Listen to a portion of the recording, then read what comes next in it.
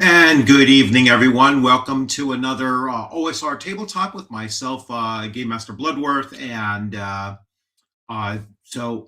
tonight's topic is which modern mechanics are objectively better than old school mechanics. And now that's not to say that all old school mechanics are not something that you should not something that you should still hold on to if they are, tried and true and better.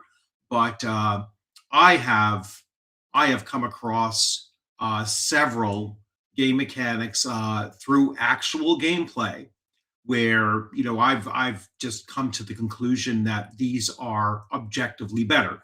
And so I am going to go through a few of those that are my personal favorites that I would always use wherever possible. And if not possible, I will convert whatever game system I'm playing to be inclusive of them. And then I'm, of course, going to open up the floor for you to also come on in and give your own comments on it as well. So let me just say hello to those that are already in here. So Death Angels, how come? There it is. Death Angels, good to see you as always. Remember, you're welcome to join in as soon as I open that up. Let me just keep on going through some of the introductions here. So, hello, James. James Lowry. Good to see you. And Jeff Whitty Art from Korea. Well, wow, what time zone is it for you?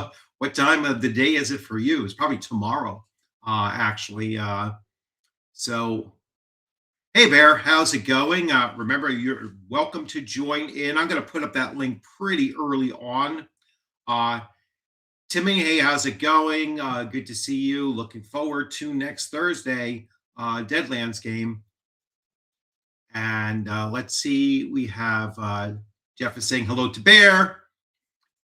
And yep, peace out to everyone. And first time live stream that I made live. Well, yeah, maybe the time zone is helping you then. But great to have you in here. And I am going to, it is 9 o'clock in the morning, Monday morning there. Yeah, so um, happy wake up call for you. Twist my arm. Yes, here we go. Here's the invite. And I will, oh, that's the wrong thing. Here we go. Here is the invite if you want to jump on in. And I am going to kick off with I'm going to kick off with my first. So Thursday night, I am running OSE for the first time, and we're playing in our new campaign. It's an all dwarven character campaign, and I wanted to bring. We had a lot of tweaking to do with Roll20, which is always something that has to be done every time we start a new one, and so as we were going through, welcome Bear, as we were going through, I don't know if the question came up first or whether I just put it out there. But I was like, oh, by the way, we're using ascending armor class, so make sure that your character sheet is reflecting that. And what I do when I'm running a VTT and we're utilizing ascending armor class, I make it so that the players can see on the avatar of what they're fighting the armor class of that avatar. And the reason why I do that is so that they don't have to wonder if they hit. They don't have to, get into a whole conversation. I don't like us to talk about the points involved with it, so it's like I can see your weapon damage. I can see, so we don't have to talk, oh, I did 7 hit points or did I hit or anything like that. And it just clicked in my head that ascending armor class is objectively better than using any kind of a combat matrix or THAC0 or any other thing, because it's right there in your face. You can see it right away. There's no questioning whether or not you hit it. And I would never not use ascending armor class in any game system that I'm running. I'll convert it if I have to, but if there's an option to use it, I'm using it. I'll let you join in, Bear. Nothing to add. I agree with you. Yeah, There are those we who just would turn say, up my though, volume on this end a little bit. okay. It could Sometimes be me. Hang on. Let me see if my thing went down. Sometimes my mic. No. It was on my end. Okay. Yeah, every once in a while, StreamYard hates my I mic. will turn that down, so it doesn't interrupt my wife when she's trying to go to sleep. So it's Right. So anyway, go right ahead. I'm sorry. So I agree with you, though. Again, I think D&D is, what I think D&D is. But yeah, absolutely. I agree with you on the letting them know the armor class. I hate the concept of this guessing game we have to play. Like it's like some puzzle to be solved. It's like people are so weird, like this, the peccadillos and everything. And a lot of old players don't want new mechanics. They want what's familiar. And that's the bane of our hobby, is just yet another D&D clone, yet another D&D clone, yet another D&D clone. It's like there's so many better games out there that do more things, are more robust, encourage more creativity, encourage more role playing. Yet we just keep going back to the well on this one, and I'm tired of it. Ugh. But that's me. But yes, I agree. Tell them the AC up front so they know what the hell they're doing, and they can plan accordingly as players, and therefore maximize their turn. Yes, yeah, it's and to be fair, first of all, you don't get more OSR than me, right? I mean, I love the older editions and everything, but I'm not so close-minded that I'll look at it and say, well, there's not a better way of doing this thing. It's like there are modern mechanics that just make it clear, because let's be perfectly honest. The DMG of AT&T First Edition was not a well laid out, well thought out, process. Yeah, in its entirety, if you read it and you accurately decipher it and everything, there is a brilliance there, but it was just not well organized and very hard to piece it together, in its entirety, and it still left room for changes. And I'll never forget when I was reading, Gary Gygax had written when Oriental Adventures came out, and he says, you see the monk in the Oriental Adventures? Don't use the player's handbook monk any longer. Use that one. It's better. So even he would recognize in his own design, oh, this is clearly better. So yeah, don't be so close-minded that when you come across a system that is just better, use it, import it into whatever game system that you're using. So I'll get to some of the comments here. And of course, let me thank my ear trumpet. Hey, how's it going? And let's see who gained that. That's Russian. Can you pronounce? Can you? I'm thinking it's Russian, or it's something. I don't know. I don't know who that is, but well, welcome. And that name, I'm not sure how you would say it. Let's see. Edgelord King. Hey, how's it going? Wait, Thursday night? Yeah, last Thursday night. So yeah, that was the that was our OSE game, and that's what really sparked my thought of hey, what's my live stream this weekend going to be? Yeah, sometimes it's like a last minute thing, and and it goes right into line with unscripted. I didn't have too much time to really put this thing together, and so that's why we're here tonight. So agreed. Ascending armor class is better. Yeah, I think it's one of those changes. Now, Ascending armor class has been around for a long, long time, right? It's not like this is something that just came out in 2015. Castles and Crusades uses it. That's 2004. Now, I think it was an optional rule in 2E. I mean, I pulled my 2E off the shelf and take a look to see if it was optional in 2E. That might have been the first place that it was. And then I'm almost certain it was in 3rd edition. But it was. Probably correct me if I'm wrong. No, it was 3rd edition, yeah. It was 3rd edition, but was it in 2E as an optional rule? I mean, I'd have to pull my TUI It and look was at it. officially introduced in third edition. Yeah. In early version was in the B1 Search for the Unknown, which had ascending DC and descending DC, which is weird. Dragon Fist, 1990 TSR Dragon Fist based on TUI, also used a form of ascending AC.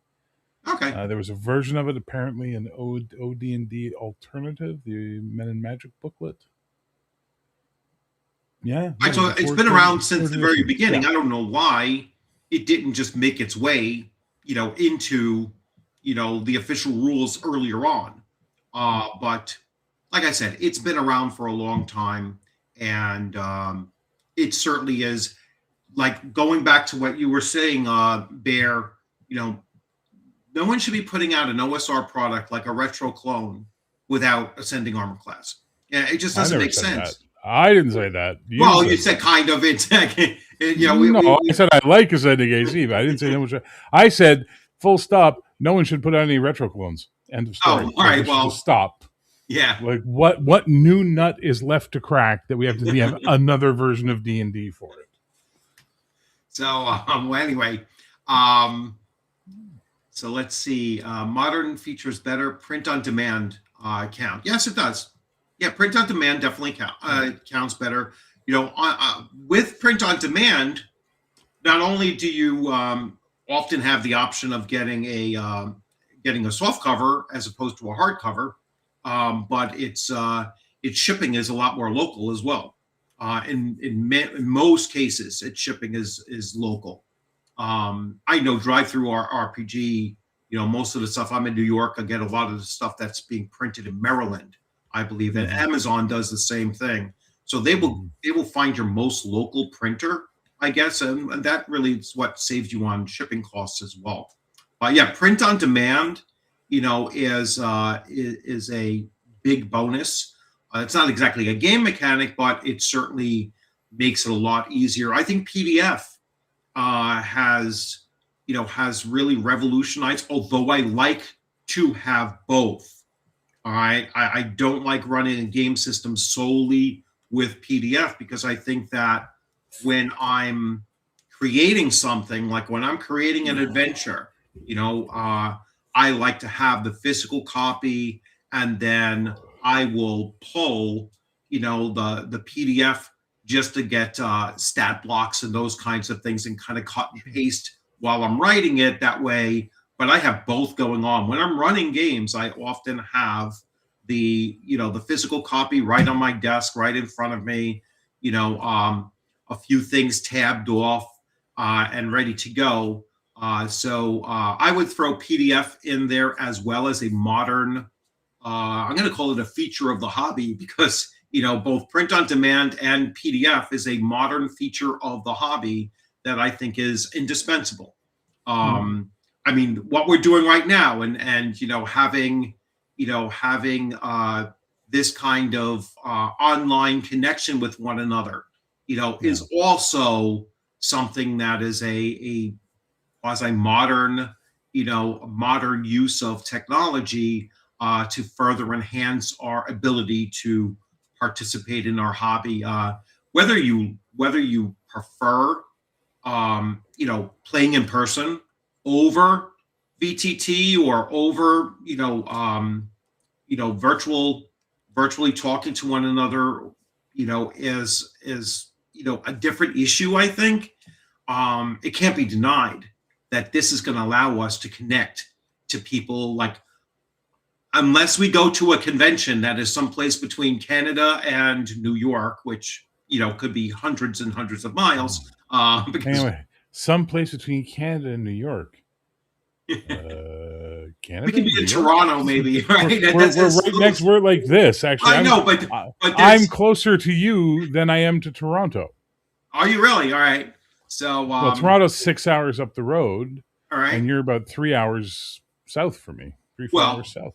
I'm You're in the probably Hudson from River. the border. Yes. I'm Yeah, and probably I'm about an another hour to the 6 hours border. from the border. Yeah. Really? Oh, yeah. Yeah, I'm in mid New York, so I'm in like this. I'm about 6 hours away from Buffalo. Yeah, but that's over there somewhere. How far are you from Yeah. Plattsburgh? Yeah, that's far. That's far from me. All right, so maybe you're about the same for me in Toronto. But Toronto, It's we like, both have to go out of our way. We could just meet in Plattsburgh. How about yeah. that?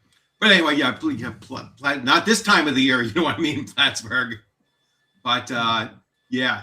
Um, hey, how's it going? Good to see you in here. And so we have the Edge Lord. So welcome, Edge Lord. You want to bring up something as far as like what maybe your favorite to use is? I do. First of all, Bear, it's a pleasure. We never met before, but I've watched you on Max's channel.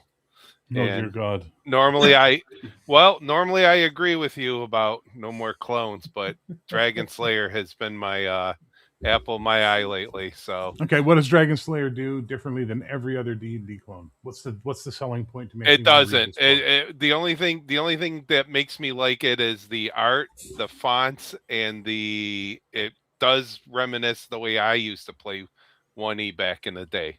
I No don't. Fair. No That's- XP for magic items. Was there ever? Of course. I thought I didn't know whether you get those or I don't. It's been so long since Yeah, I no forgot XP for XP magic in items. 1E. You know, as opposed to gaining XP for magic items in AD&D First Edition. I didn't think you did. I always thought that was if you created. I don't know. I don't remember. no, It's that's been so long. yeah. Go I'll ahead. be right Yeah. back. I'm just gonna grab a drink. Oh, okay. Oh But yeah, anyways, no. Bear, the pleasure is That's a pleasure. that's a big thing, Edge Lord, is that in AD&D First Edition, what I found is that you get these massive surges of XP based on, especially if you're randomizing or somewhat randomizing magic item acquisition. But if you're using the magic items from like the official modules of AD&D or Yeah. even earlier D&D modules, you know, particularly Gary Gygax, I mean, he was the Monty Hall of treasure. Seriously, the basic ones I think were worse, weren't they? Yeah, yeah. It was like, you know, all of a sudden it was like, well, you know, I'm a first level character and now I have a +2 sword that just gave me, you know, 2,500 experience points. And even spread across a party of 5, let's say, you know, that's still a whole lot of experience points for picking up one item that By the- maybe only one character is going to use. And it was just so with Dragon Slayer, what I liked about that, and it's probably not the first system, like OSE doesn't do it either, you know, give experience points for magic items. Yeah. And I think OSE predates Dragon Slayer by a bit. Oh, it But does. It does. yeah. There's a few things besides just the font and the art that I like. Yeah, no, there's other aspects I mean, of there's of Dragon I'll tell Slayer. you, my favorite off the hand is the whole subject of this talk here. I love the way he describes descending armor class to where you have to beat 20 and then you add everything including your opponent's armor class. Yeah, I've never thought of it that way, like for all the years I've been playing, and then all of a sudden as soon as I read that, it's like yeah, it's an interesting way of looking at it, and I still prefer ascending armor class over that. I don't blame It's you. like, it's just I- much more simpler to use. I don't blame you, but when I read that I was just like, whoa. Yeah, no, it Isn't is it- an isn't interesting it, way of looking at it. Isn't it roll minus THAC0 is the AC you hit? No, it's you're trying to beat a 20. Okay. No, I'm saying, but like the equal- basic math is like the simplest thing ever that everyone's overcomplicated. I can't remember what it is, but I know Max Liao goes on about it all the time. Yeah, I understand Dragon, he might explain it differently, but that's cool. Yeah. Always nice to have cool shit. I like the dice chain a la DCC to convey advantage disadvantages as opposed to rolling twice and picking the higher of the two number. I Yeah, disagree with that. Yeah, I like I like, I mean, advantage disadvantage I think is okay when you have like a currency to be used or a penalty to be applied. Well, you know, when that does happen, I think in some game systems it happens too often. especially like rolling for advantage. I mean, you have certain feats in 5e. I don't mean for this to be a slam on 5e, the whole time, but Why not? I mean, you have certain builds. I think with like kobolds and things like that, where if you match up these virtually things like 90% of the time they're rolling with advantage, and it's like it's a broken feature system that they have in there when For you have 5e, it something might be, like but that. Shadow Dark is. I mean, I love it for Shadow Dark, and I think the whole DCC dice chain thing is wonky with all those stupid. I got sick of those dumb dice. Yeah.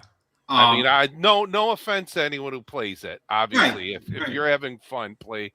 Who am I? I'm just saying I didn't like it.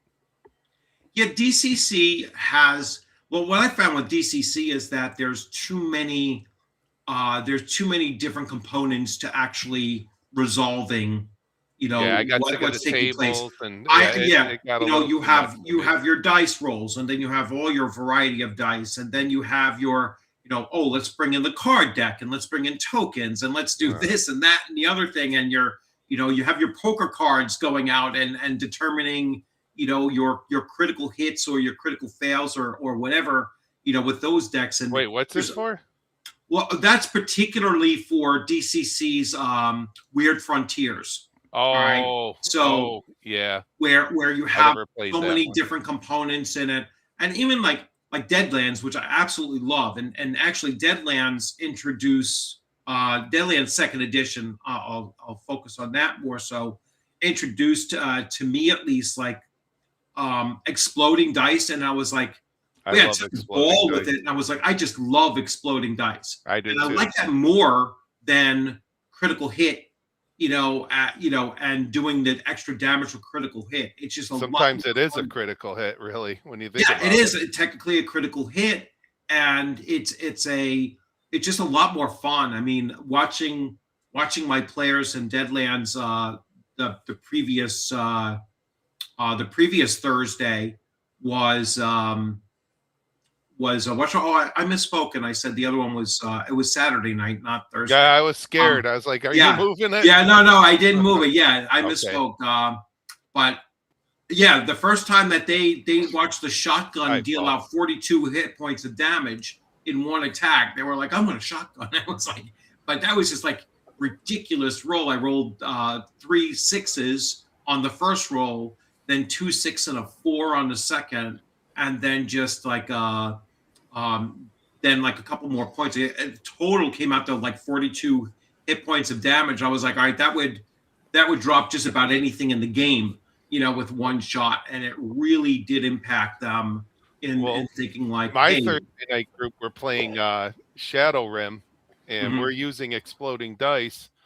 And my buddy kept he rolled a 6. He shot with the 0. He rolled a 6, another 6, and then a 5. So did great. The only problem is before all that, he rolled a 1, and he was rolling to hit my character in the back of the head with the arrow. So he dropped me. So that was fun though. I love that. Of course, yeah. It's like if you're going to have a system that is as explosive as that, right? Yeah.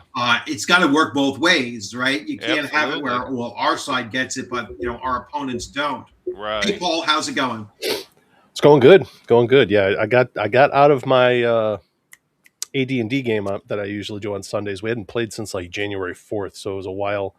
Because I guess the GM's father-in-law passed, so it was like a whole thing where he was taking care of that. But anyway, but yeah, as far as ascending armor class, I was like, yeah, we probably should use ascending armor class because the game has been so house ruled, but it still uses the descending armor class. Mm-hmm. But they went beyond, so it was like when he was asking my armor class, I had to look up on my character sheet. I was like, what is my armor? Oh, my armor class is -20. And it's like, even though normally it's supposed to stop at -10, it's like, well, in ascending, it can go however. Well, because from what I realize, he's been playing with like, who's the guy who does Knights at Dinner Table, Tom Jolly or whatever like that. Mm-hmm. They've been, so like they modify AD&D all the time. So his home game, Kingdoms of Kalmar or something. Was it those guys? Yeah. Kenzer. Kenzer. Yes, that's what it was. Yeah. Yeah. So it's like it's heavily modified because I'm playing a thug, which is like I think that came from second edition. So it's pretty much anything that works off a D20. He's kind of mixed into Yeah, he's this kind of crazy matrix bastardized it up. of AD&D first edition. But because the way they look at it is like just use the same spine of the system that we know, and then use all the cool advanced stuff that comes out for later because it's all D&D. Yeah. But it's weird how it snaps together because then you have weird stuff like, oh, okay, yeah, my armor class is -20. Why are we even doing, Right. descending armor class at that point? Just do the ascending because they took care of that. You could have armor classes in the 30s and stuff in the ascending one. I So, agree with this comment right here. Yes. yes, Yeah, absolutely. I like that too. I like I like armor systems absorbs that do that. rather than it because it doesn't make much sense. Now, Than what if I told you Mhm. there is a game system that is robust and full and does all these things you like, and there's not the word D or D anywhere in the damn title of it? And that's And called it's old. It's old school. It's as old school as they come. And let me Yeah. show you. Hang on. yeah. I'll grab this one because it's the oldest one I have. I mean, I'm just saying. Oh, RuneQuest, yeah. He's right. I was thinking Pendragon, but yes, Mm. I'm dying to play Pendragon. But he's right about RuneQuest. Yeah. I just will never understand the need to endlessly hack D&D when other games already did this, and you could just play them instead and just play the damn game without having to explain house rules to everybody. I think it's because it's our first love, and we just can't get over that chick. See, I'm lucky. My first game that I played as a role-playing game was that. Oh, you Star are Trek lucky. Plaza? You Yeah. have my envy, sir. I do love never that game. fell in love with D&D the way everybody else did. I never had Yeah. a D&D fixation. Yeah, Um, I think that's a positive, actually. Yeah, I played Palladium Fantasy before D&D. Actually, I love Yeah. Palladium I Fantasy. mean, I played D&D first, but Armor absorbs, We- right? Or am I wrong? what's it again? Palladium Fantasy doesn't that Yeah, absorb? AR. You have to roll Yeah. past the AR and then you do damage, but yeah. yeah, Oh, and you have all that. Fantasy. You have all that reactive stuff like dodge, roll with the punch, and all that. Yeah, I started with D&D. Actually, AD&D I started with, but our group we played like 6 nights a week, all right, or 6 afternoons a week, I should say, 6 afternoons a week, and even though AD&D was at least twice a week of those, of those 6 days. We mixed in a lot of other things. So we had Call of Cthulhu when Twilight 2000 came out. We had that. We had Call of we Cthulhu. had Villains and Vigilantes. We had Oh, I so love many Villains different and systems that were Yep. just different than different than D&D, that I didn't get so hazy-eyed when it came to looking for things that did it differently than D&D. So I was never closed to others. I could see the value of bringing in other things. I can see the flaws that was in AD&D first edition. That was like that. I just can't go back to that. I'm having a hard time with my OSE right now, looking at it and saying like, because we're going to use the Vancian magic system, even though I enhance it a little bit with your attribute modifier, giving you additional spells. But, I think it's going to still run into the same issues that we have always had, like with you guys being first level. You don't get that many spells or runes or whatever that you're going to be able to utilize. And I don't like the fact that spellcasters end up having to, mid-session be like, okay, I'm going to start throwing rocks at, people Be the because of all torchbearer. the spells, and that's where I get to like Shadow Dark, which again is probably not the first one to do this, but the reusability of your spells, as long as you don't fail your spell casting check, is another thing that I was like, it should be more universal. That's another one that I think is just objectively better, because you don't. Well, I'm going to disagree on that. Over Indeed. Vancian? In D&D. Uh-huh. Anything that limits a magic user in D&D is a good thing. because no matter what they want to say, even fifth We know what edition has happens this after fifth this level. escalation of wizards. Yeah. They just become insanely powerful, right? Yeah. Other games handle it much better with weariness and this and that and magic Yeah. points and what have you. They control it.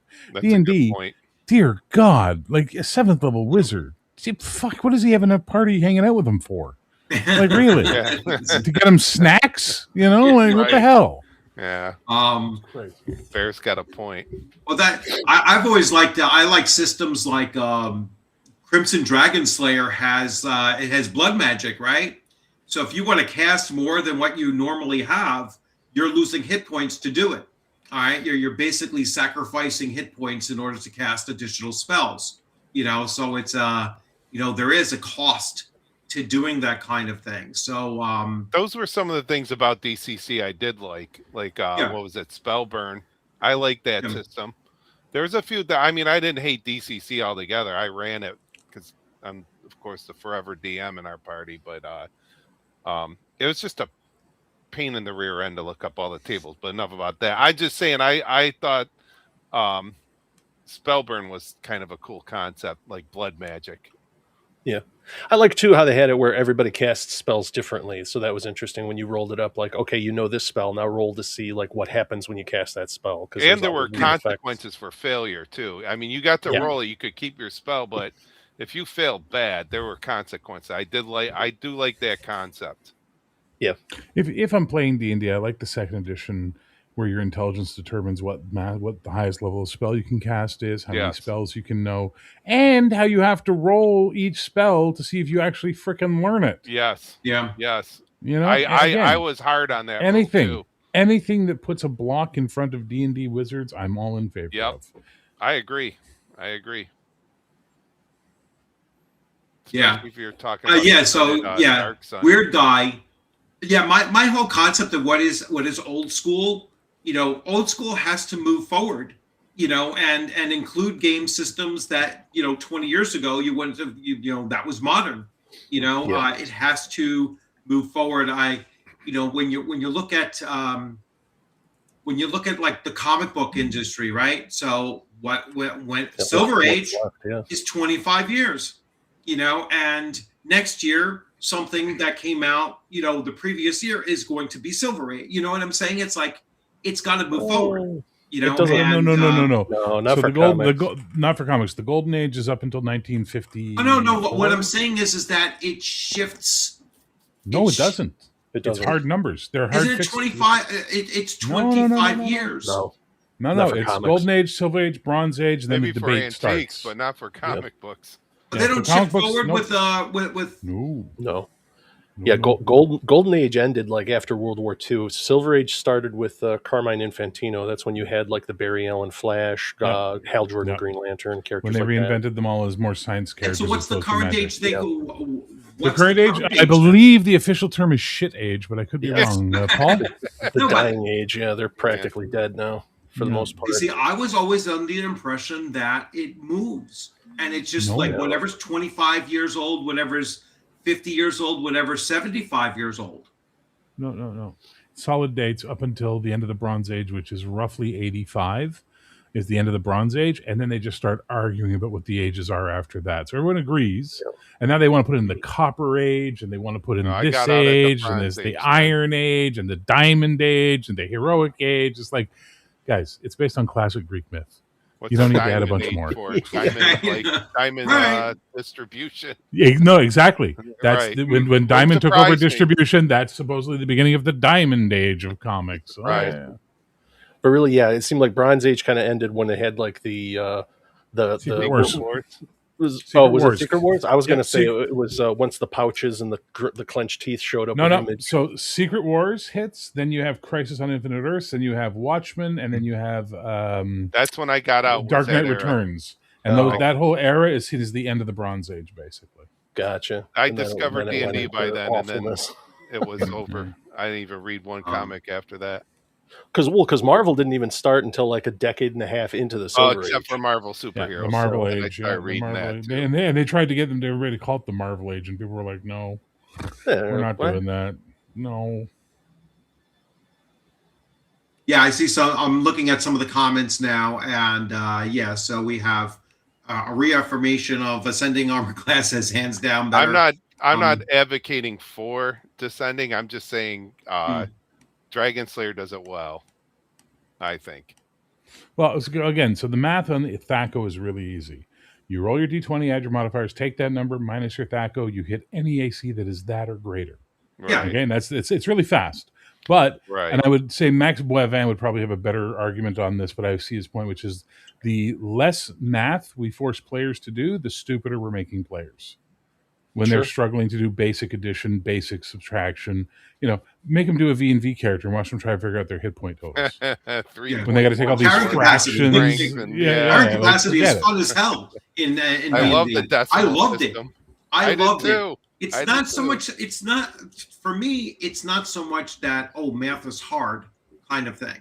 It's to me. It's about game flow. When you're running the game, I don't want them wondering, did I hit my target or not? I want it to be incredibly They obvious. do need some wonder though. I gotta admit, you gotta put something in there to, I don't know. They're wondering is everything but whether or not they hit. Think about it. Bear's kind of right though. It's not that hard. I mean, No, you know it's what not I mean? that. And like I said, it's not a matter of it being hard. It's a matter of just the flow of the game. I see your Put yourself point. like put it into the character's perspective. All right, the character swings his or her sword. He knows whether or not he made contact. Right? He doesn't have to wonder about that. Now, how much damage it does, that might be a wondering.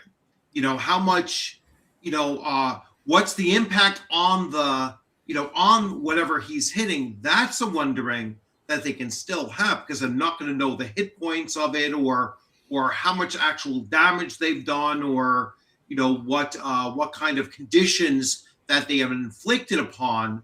But they know damn sure whether or not they hit their target. It shouldn't be that shouldn't be a wondering in my opinion. I think that it's just a better system to have that out. I use the rule of 19 just to convert descending AC to ascending. Whatever the number it takes to add to 19 is the other AC. Descending, yeah. It's like, sure, you could have the chart in front of you so that you see that, but then the systems have to have like it has to have like a universal chart then instead of every single character class having a different, THACO chart that they're using. Have it a universal thing, and then The charts were wonky. The whole deal. like what I get that. Castles and Crusades does is that the different classes have a different bonus. All right, every a sequential number of levels that they go up. So like fighters get a +1 from first level all the way up to 10, 15, whatever you're running your campaign. Whereas magic users won't get their first +1 until like 4th level, 4, 8, 12, and so on. Yep. And then the other kind of quasi martials are every 3rd level or every 2nd level. There was a really good blog post article. The guy's blog is long gone. I went back to the bookmark I had and it's gone. But he did a thing on saying it's great. We've got these ascending to hits, right? 3rd edition introduced this idea of getting these bonuses to hit, and it's really cool. And all the different classes have different BAB, basic attack bonus. But you ever notice everybody just winds up with like the heaviest armor they can wear or however magic rings or things? He goes, why don't we just add in a base defense bonus as well, a BDB. And then, so the lighter classes get a bonus to their AC base because, they're rogues. They're faster. They move better. Fighters, not so much. They're used to standing and taking the hits. And then that way you can offset this need to just become human tanks by 6th level. Right. And I was like, you know what? You take that and you combine it with damage reducing armor. You got something, baby. Right there. You got something great. It works really fast. It's fast at the table. It's smooth. It's easy. It's off you go to the races. But the problem is that when I said the thing about math, it wasn't about IQ. I don't know why someone thinks I was talking about IQ. I don't give a crap what your IQ is. I'm saying that we're getting players who can't do basic math anymore. and they're struggling with addition and subtraction. Whereas in our day, not to be like, oh, back when we didn't have a choice. We had to do all this math, so we got Right. good at it. We got good at basic math. I'm not asking you to do square roots. I'm not asking you to calculate, Pythagorean theory. I'm just saying basic addition and subtraction is not a hindrance, but if you put it in your game these days, people tell you it's going to be an anti-selling point. Oh, I got to subtract numbers before. Oh, what have we become? This used to be a hobby dominated by nerds. Yeah, What happened? listen, And I was going to go on to that because I was going to say, well, back in the day, I think, the average player was probably smarter. I wasn't. We were the I'm nerds, right? Still We not, were, but it I wasn't. was like, I don't know any, I don't know any of the top 5 students in my school who weren't playing D&D. I who could weren't- barely read before weren't I in the picked up computer, D&D. I couldn't read at all. who weren't into the computer sciences, which was like the fledgling computers, in the late 70s, early 80s. Those were the foundations. The AV club, was Yeah. was a bunch of people that also played this. It was just yes, we were more academically. I'm not going to say we were smarter. We I were wasn't. more academically inclined. So we weren't afraid from math. We weren't afraid from reading copious amounts of reading. Oh my God, no. No, especially Gygaxian. Jesus, just imagine. When I first picked up 1E. I mean, I wasn't reading at my grade level at all. But then all of a sudden started reading that. I thank you, Gary. Yeah, honestly, I mean that. In fact, I'm glad I got to tell him that before he passed away. I'm like, listen, if it wasn't for you, I probably still would be shoveling shit for a living. Jeff Whitty Art, we're just going to agree to disagree on this one, because I'm telling you, when you start designing games and you start putting basic addition and subtraction there, and you play test, you hear garbage about it all the time. I'm Whether sure they can do it or not, people will complain about it, and therefore you want to make the simplest game system you can. At which point, why are you bothering? Like nothing's interesting anymore. It all becomes just Yeah, so we're getting a lot of firsts here and everything. Your first was Hyperborea, Steven? wow. Or is that just a game that you're throwing out there as one that does really well? Warhammer Fantasy No. was so cool when it came out. Screaming out words like word association. Yeah. maybe that's DM James hidden. Hyperborea! I hope he would come in. That would be awesome. we could use DM James to jump in. DM James he latches on to certain game systems and then he runs with them like 150 miles per hour. I'm guilty of that. I'm guilty of that. Right now, my focus happens to be. I'm kind of like Dragonfall. that too. Like I latch on to something. I'm like, all right, for the next 8 months, I'm going to be like hammering away at this thing, Right. And then once we come out to the close of the year, it's like, all right, what am I going to do for the next year? Which 2 or 3 game systems am I running for the next year? Probably whatever comes in the mail from Kickstarter. Yeah. Right. Yeah. Yeah, I'm not like that. I'm very mercurial. I in my try game. not to be, but I am. I can get bored of a game really quick, especially if it doesn't have enough teeth to. Hey, maintain thank you, interest. weird guy. So yours was Palladium and Robotech. So Nice.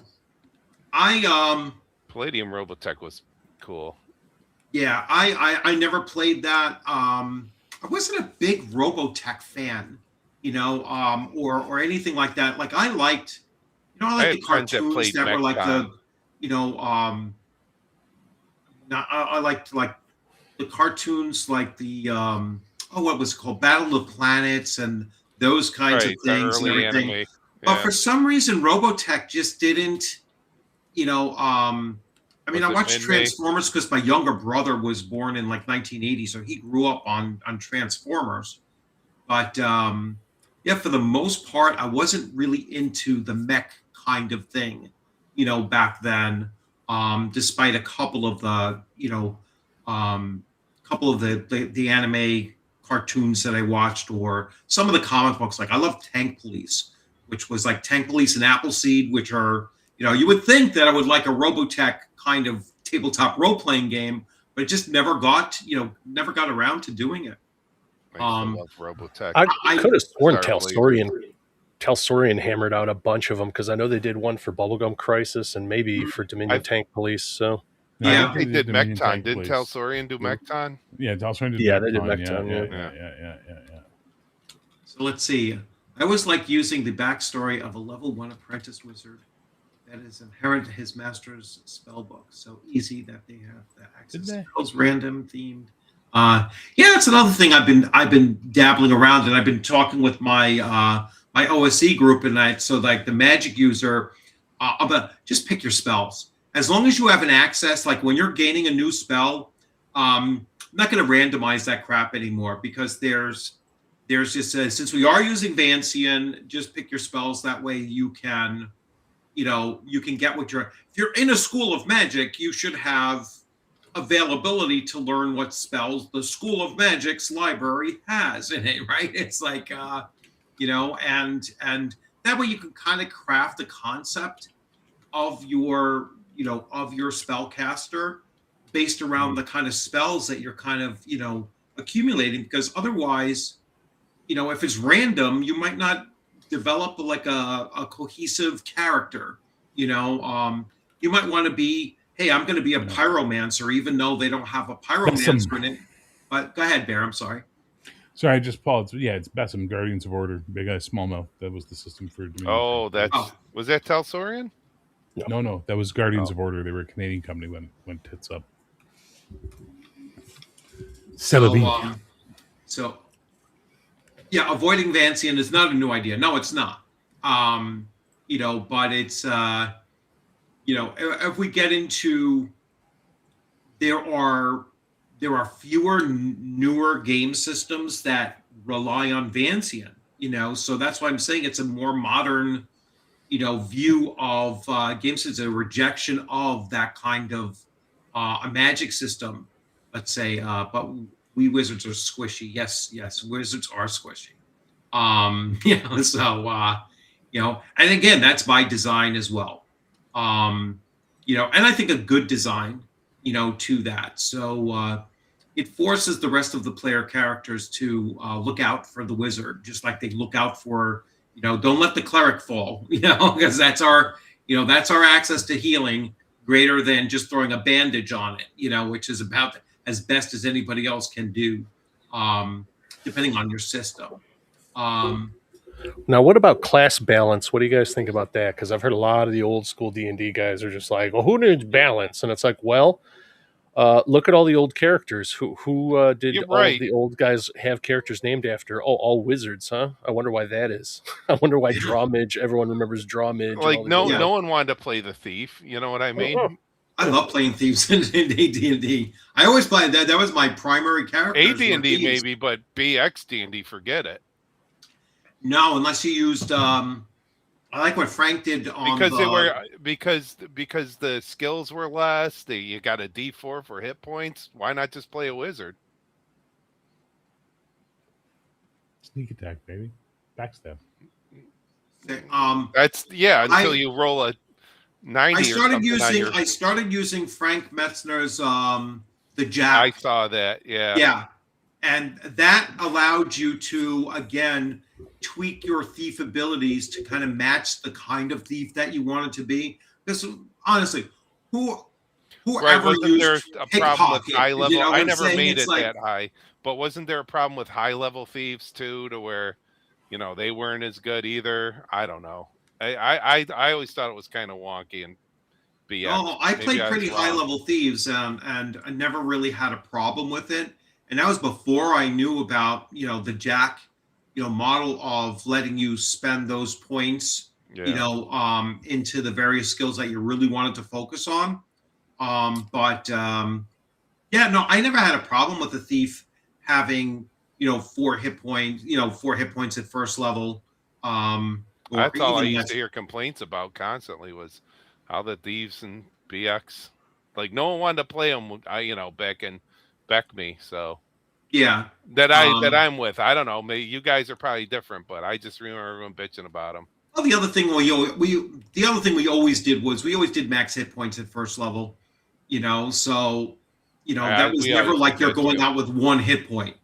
kind of thing, Yeah. but no, the thieves just ended up being a ranged combat, and they never, unless they were going to get a backstab, they would, you know, sling away or short bow their way, from a distance, just to continue contributing. But anyway, let's see. Now I know it's come up several times, and I have the RuneQuest box set, and I haven't even touched it yet. But I really need to. I And wish I got into that game more. and I've never honestly. owned or played Pendragon, and I hear Oh so my God, many I'm people dying to play bringing up that that, one. and it was like, all right, you know what?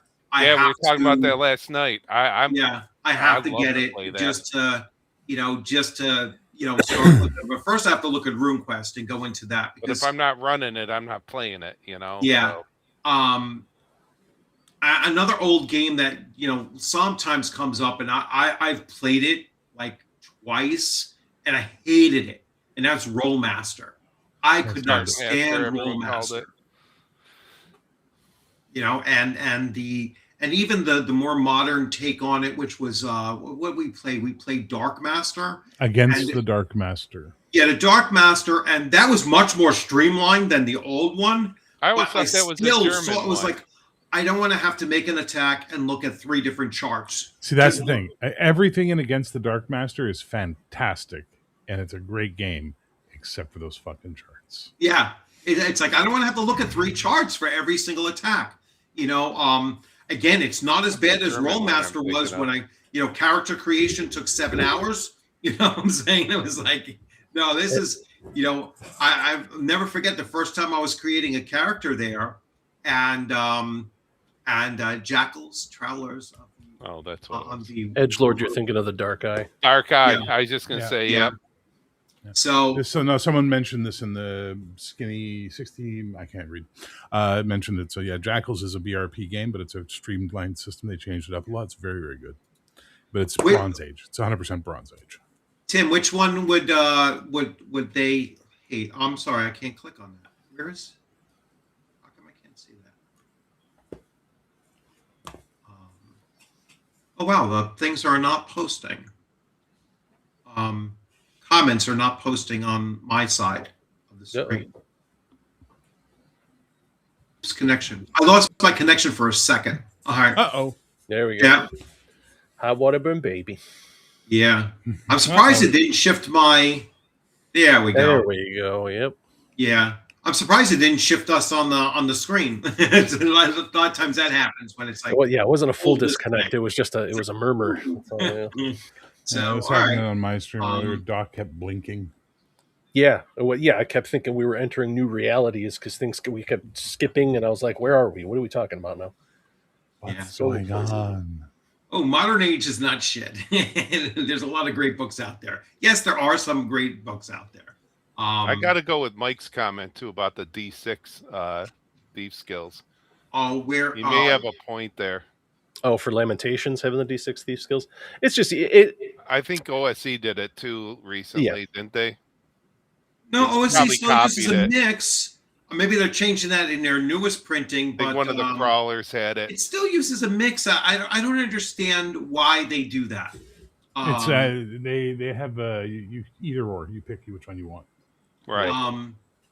Well, no, they still have the listening is still a D6, Yeah, but it's but the rest, yeah. But you can choose. If you get the advanced stuff, I think there's a split. You can either have percentile or you can have D6 to make your choice. Yeah. and move Okay. forward from there. I think it's in one of the carcass crawlers, or what do Could they be. call theirs? Could be. Yeah, the Yeah. carcass Yeah. crawler does that. Yeah. Yes, and I was looking at that. So Remember, many we were themes. talking about that, and I was like, "This doesn't make much sense, though, because it's not doing it for all of the skills using the D6, which, or vice versa." So I would probably lean towards.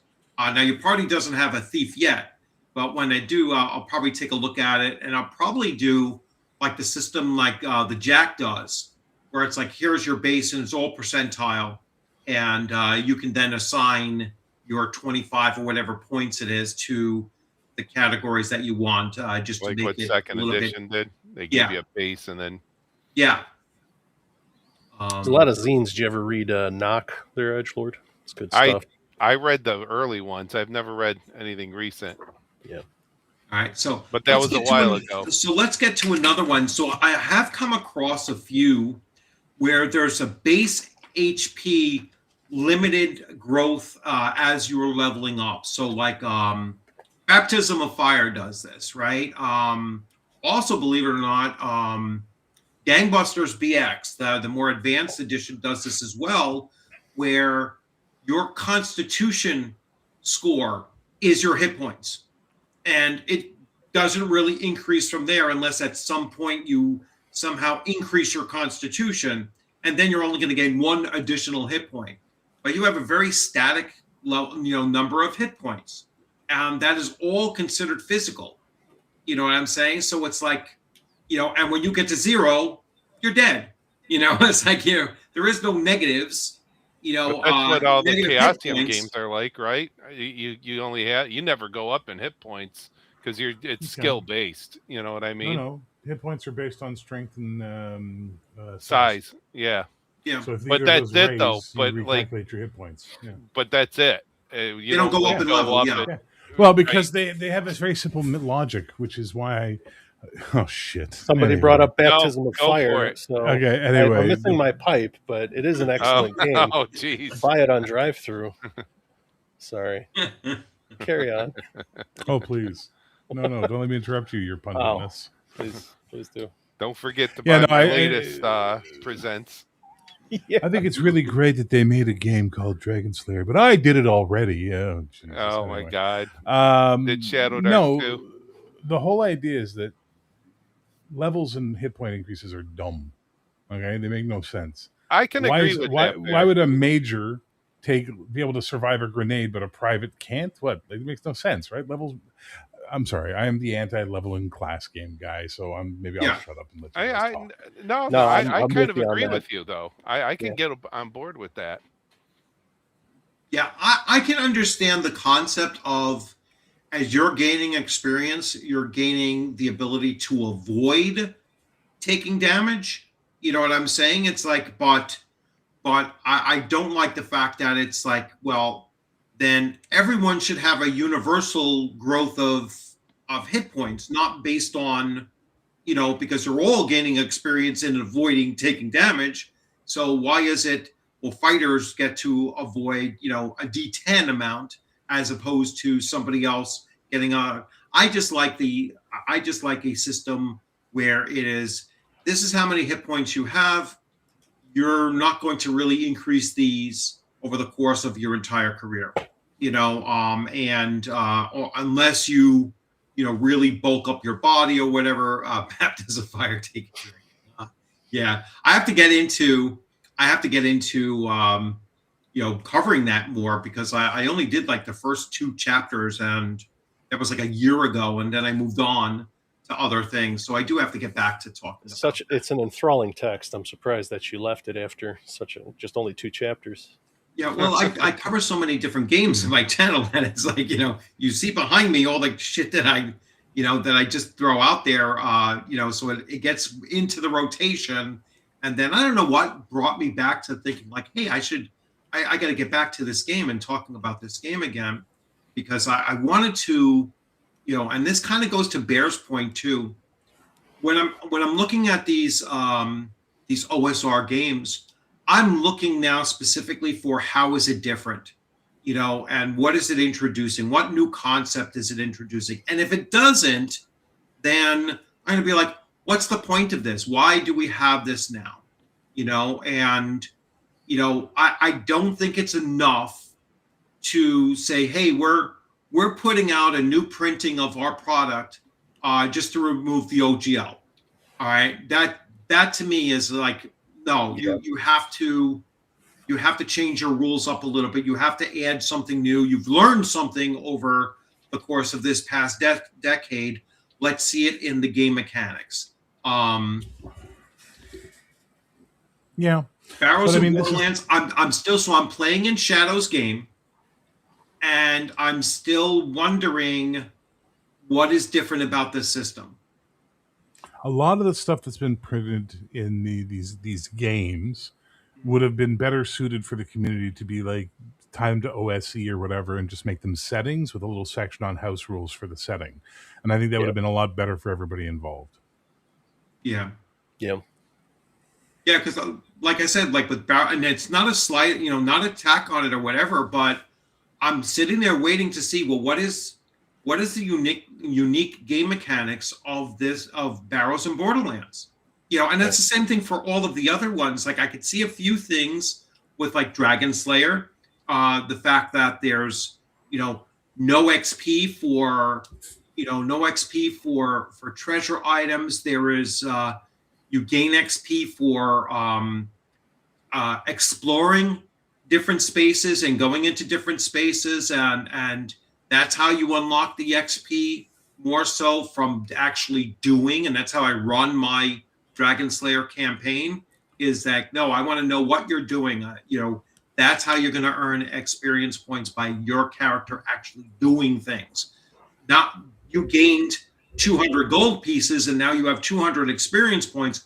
What did you do with that 200 gold pieces? Did you go carousing? Did you tithe that? Did you, use that to learn a new skill? That's how you gain experience points. But just collecting 200 gold pieces is not going to do a damn thing for your experience points. It's like, I don't gain experience points picking up a piece of paper off the floor and throwing it in the garbage. You know what I'm saying? It's like, I need to, incorporate that kind of a concept into, just because I picked up a sack of gold doesn't mean I gained any experience doing so. And so that's why I'm like putting experience points on the back end of what they did, after gaining those coins, or, what did they do to find those coins? All right, because that's an actual skill check. That's an actual, or role playing, what did they actually do in the moment that they learned something from? And that's how I look at that. So, I've moved away from gold, XP for gold, because again, it's a game system that, an old school game system that I don't see as much value in any longer. Well, players are going to do what rewards them. So if you reward them for killing, they're going to kill. You reward them for gathering treasure, they're going to gather treasure. But if you reward them for role playing, having motivations and drives for their character, and concepts and goals, well, they're going to do that because they want to get those precious levels, right? Unless I call you a dirty story gamer and keep doing that, so that we can go back I call myself a dirty story gamer. Sir. You have that's no the thing, power over me, you pundit wannabe. But that's the thing, you do that, like, I mentioned like the storyteller system, and people are like, I want to get powerful from finding coins underneath the sofa cushions and then use them to get better knife to kill my friend. And you're like, what kind of dumb barbarian nonsense are you guys playing? It's the same thing where it's based off a war game where it's like, I got to get better at war to get more gold to get better at war. And you're like, it's like I've said, I don't hate D&D. I just hate that play loop. Any class-based game where it's like you kill stuff to get more powerful to kill more stuff. I'm like, I don't know. I think it's just the familiarity that keeps me playing like Shadow Dark and games like OSE or Dragon Slayer. And I don't know. I should break out of it, though. I agree with Bear. I should probably break out of it.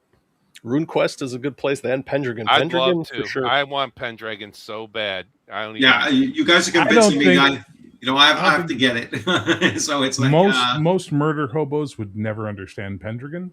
It would scare them, and they would never want to play it again. All murder hobos. They will not like Pendragon. There's an entire list of flaws and virtues you have to role play for your character, and they're really important, Well, and murder hobos aren't going to like systems with like very swingy damage, like that's my problem. I mean, like Deadlands. It's like, hey, you know what? You guys learned like right away.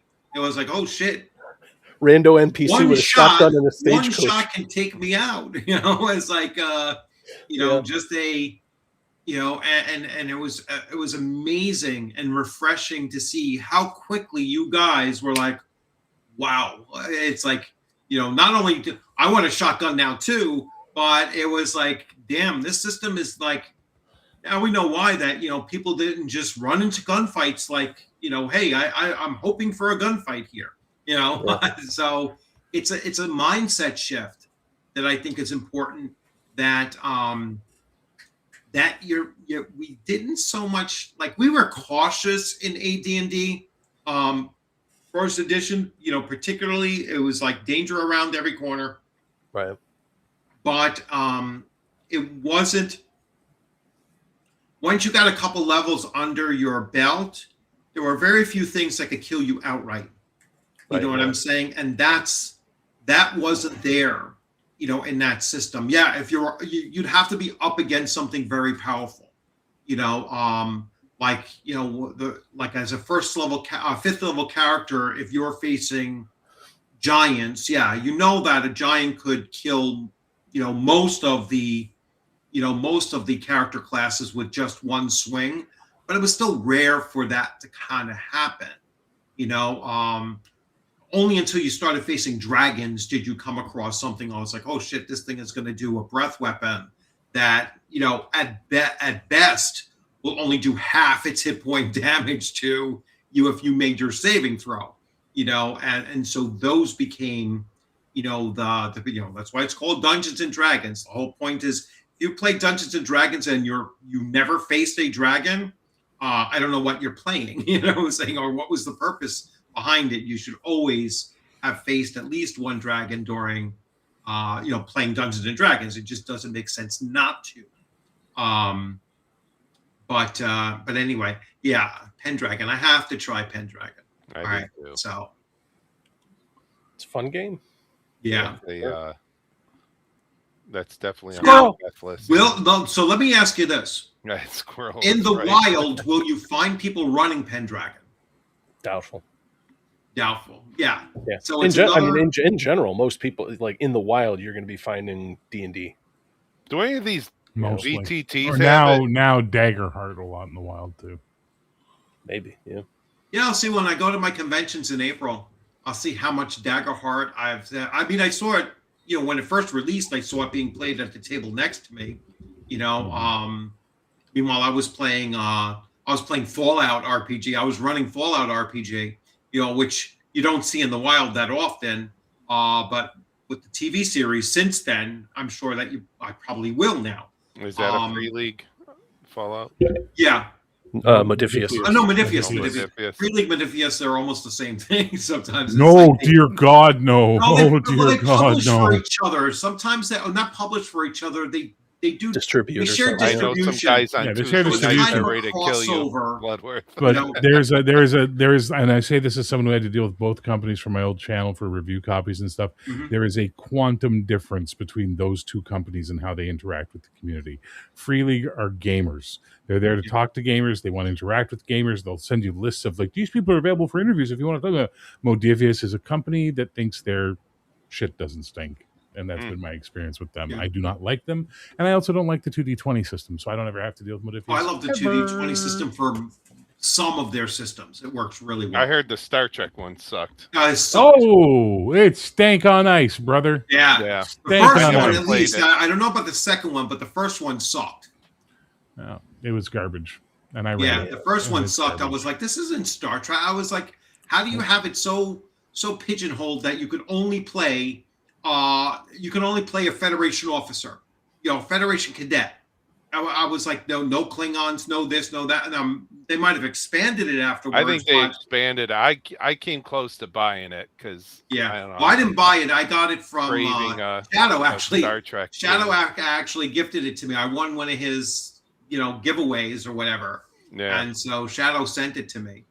But I still I laugh because the first time I ever heard anyone on the internet mention Prime Directive was Bear. I think over on Yeah. Mac's channel, and I'm yeah. like, oh, I love Prime Directive. Great game. So I'm actually going to be running a campaign soon, I think. Nice. No. Was that the one where you're playing away teams? Or no? Prime Team, yeah. Yep. Okay. It's like a parallel Star Trek. The whole. Oh, I would never Battle. use the Starfleet universe. The Starfleet Right. universe is garbage. You read their timeline, and it's just war. Right. war. There's It's like, nothing wow, Roddenberry about it. I know. nothing. But I do like their the Federation Commander game. That one was, it's Starfleet battles without all the, Yeah. like, complications. So let me ask you guys, since I'm looking at Pendragon right now, is the starter set worth it or just jump It'll right? teach you how to play. Right. Hang on, yeah. Let's get the expert here. All right. So depends what you want to do. You want to just try out Pendragon and taste it? Yeah. All you need. Yeah. All right. You want to actually run a campaign where you're going to do like seasons and you're going to have all that stuff That and book is legacy and really get beautiful, into it? too. This Oracle. book. All right. Okay. But you can start with the starter set. You'll be happy as a pig and poop. And you'll know once you're done running this, the introductory campaign, you'll know if you want to keep playing Pendragon or not. You'll Right. 100% know if it's for you or not. I promise. Yeah. They did a good job with that starter set series, the little boxes, because they did one for RuneQuest where you can learn the gist of the rules, and then there's almost a solo play scenario that'll teach you how to RuneQuest do one. that That one. one. Yep. Yeah, I have the RuneQuest starter set. Yeah. I'll have So to get they the did a good job Pendragon. with It's those. only $30. Yeah. I'll have to get that. I have every version of RuneQuest except 1 and 2 now. Those are the only RuneQuests I don't have. And I despise the setting of Glorantha, but I love the game system. There's a GM guide to RuneQuest, or is he talking about? I mean, to Pendragon, or is he talking about RuneQuest? GM Guide just came out for Pendragon, Yeah. like just this past month. So Okay. Yeah, Yeah, so you get to start- I will pick up the Starter set's an easier investment. You'll know whether you want to keep running it after it's done. But also Right. remember, Pendragon is BRP, basic role playing, but they convert the percentile to a D20 instead. Yeah, pretty much, yeah. like It's a Paranoid. D20 game, but not a D20 game. It's very. I was very conflicted when I sat down and I was like D20, and I started to sweat. And then we played it, and I was like, "Oh, okay, all right, Yeah. we're all right. It's not D&D, thank God." Oh God. All right. Yeah. Yeah, all right, yeah. Okay. Yeah, I think like when you look at different like dice mechanic games and you know, I was never. Oh, someone's trying to add in. Sorry. I want to ask a question though. I Jeff, hope you how weren't- did I It's been convince you for to a play while. I just Palladium? noticed. Oh God, run! Connell. It's been a long time, Connell. I haven't been on a stream with you in forever. At least Um, 2 years. It's been at least 2 years. That's a while. Well, he's got better taste than friends, and he figured to let me go. With no, I will not deal with the Connell. Be gone, child. Yeah. But, So I but want to see, know, Jeff, how did I convince you to play Palladium Fantasy 2E? I need to understand this because I prefer 1E. So how did I prefer you to? I want to know. I need to know, Jeff. Is it because I ran everyone? Is that it? I don't know. Hi, Connell. Uh-oh. Oh, there he is. So Connell, I'll let you jump in. So, what brought you in? What do you want to talk about?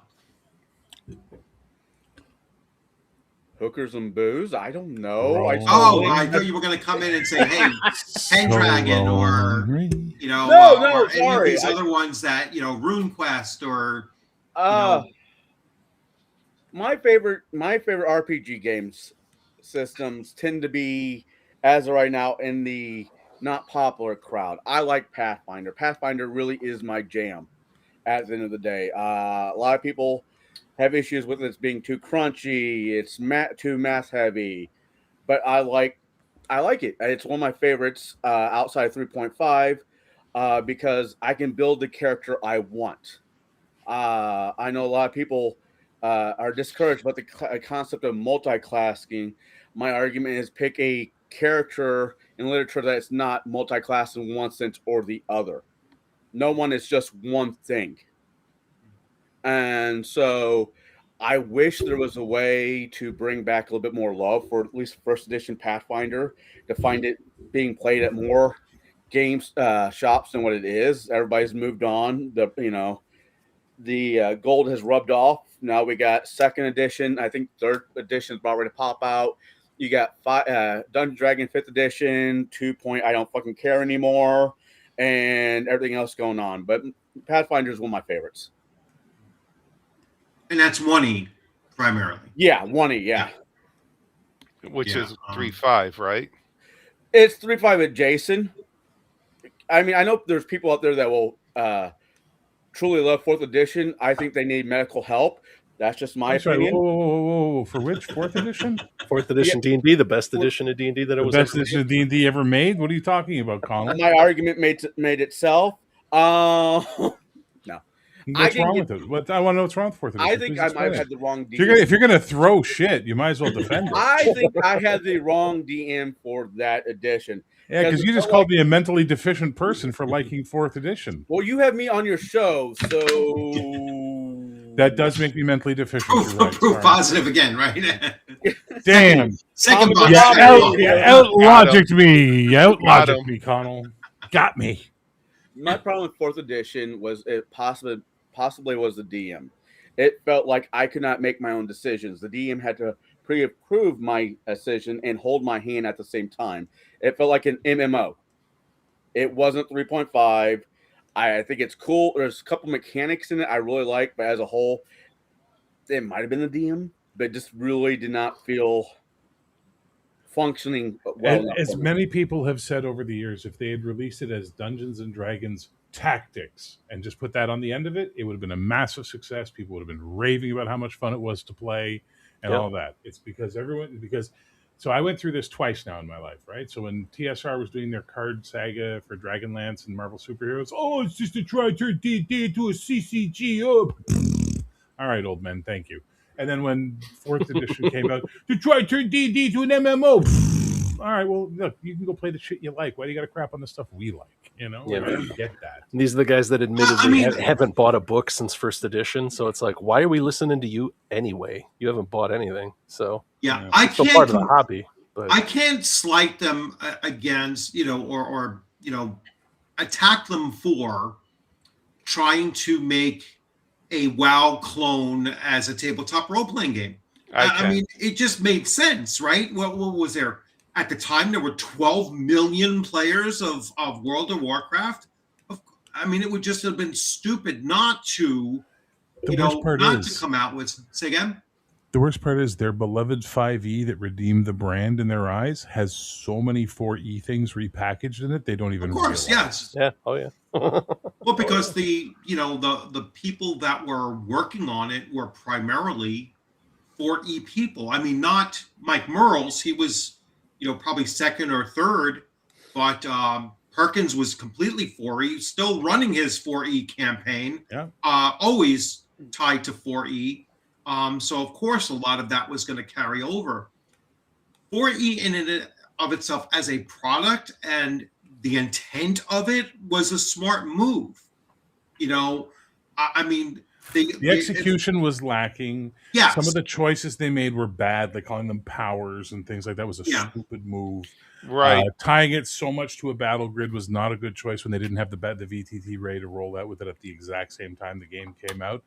But there were some definite improvements to the quality of life of the D&D experience for modern players. Now I know too. Yeah, Matt Colville loves it. I agree. Yeah. Chris Perkins loved it. There was a lot of guys who loved it. Even Merle's played it. But I also love the setting, right? Nentir Vale is my favorite published WotC D&D TSR setting. I love Nentir Vale. It's such a good little setting. It was the first time I saw a setting where I went, I don't need an entire world. You've literally shown me a kingdom, essentially, and this is all I need to run a campaign. This is perfect, Yeah. As I Easy. say, I might have just had a bad DM for it. I mean, Were you solo Or it's playing? not up to your Burn! or it's not up to your taste. That's the thing too. People are like, "What's the Yeah. best version of D&D?" It's like we're arguing over the best version of a game that I really don't think is a really good role playing game. That's why Yeah. I like 4th edition D&D because My- it's a combat game, which D&D is and always has been. Right. I agree with that. I My- agree with that. That's always what everyone wants to get to is the dice rolling and the combat. So Yep. yeah. So when people are like, "Well, there was just so much combat in it," and it's like I can agree all with that. D&D is. Yes. What Yeah, are we that's the complaining best about? part. I mean, we're not know? we're not in improv theater here. Right. my favorite joke when it comes to 3.5 and Pathfinders, I don't need 15 books to make one character. Is it bloated? Yes. But it's really fucking cool that I have 15 books to look through to make one character. 3.5 was always great to play. It's just DMing it was such a freaking nightmare. I mean, and I got a bunch of guys, and it's no fault on them, but they're total min maxers. They drive me fucking nuts Oh, yeah. sometimes. Third 3.5, 3.5, 3.75, aka Pathfinder First Edition. It's It's like a the min hunt- max dream. The hunt for the +1. Oh, That's all yeah. that game Oh, is. yeah. Jesus Christ! It drove me nuts. Yeah, I wanted to address this here. So I think part of the problem was considering that it came out with the fact that WoW was so crazy popular at the time. I'm still kind of surprised that it didn't do very well. Two different gaming communities. Yeah. I mean, But there's also they screwed up. Dude, do you know the story of what happened to their D&D Insider and their Gleemax social website and their VTT that got shit canned because the Yeah, guy who I made it remember the killed his- VTT. killed was his supposed to be- wife and then self-exited. Yes. And all the files. Yes, There and was then all some the crazy files shit, they yeah. had for the VTT, he had encrypted with passwords so they couldn't use them. Or Let us not it's, forget that. it's a shit show what happened behind the scenes on that. Yeah. Someone Yeah. should really do something like a little documentary. There is one. There's a really Oh, good is one I there? just watched on YouTube. I can't remember what it's called, but a guy did that where he just broke down everything that happened with the I'd life love and to death of watch that. 4E. I And that's where I remember all learned that. about the murder. I'm like, what? The guy Yeah. murdered his wife who was a Microsoft executive? What? You Yep. know, like, it's crazy. It's crazy. yeah. Actually, my favorite thing about 4th edition, outside of the board games that came with minis, was the commercials where you had that guy interviewing. It was a cartoon. He goes and interviews the Deflated. gnome. I'm a monster! Roar! The commercials for it with the interview with the cartoon were hilarious. You know, if they could have made a small cartoon, actual 30-minute cartoon, at least a season of this guy just running around for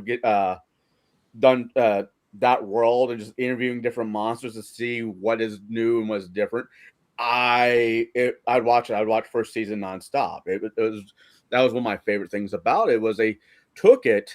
Okay, we need to advertise this to a new group of people. How are we going to do it? Well, let's have this guy interview monsters, the gnome, the mind flayer, was it the kobolds and the red dragon? All you hear was XP, XP, XP. It was just great.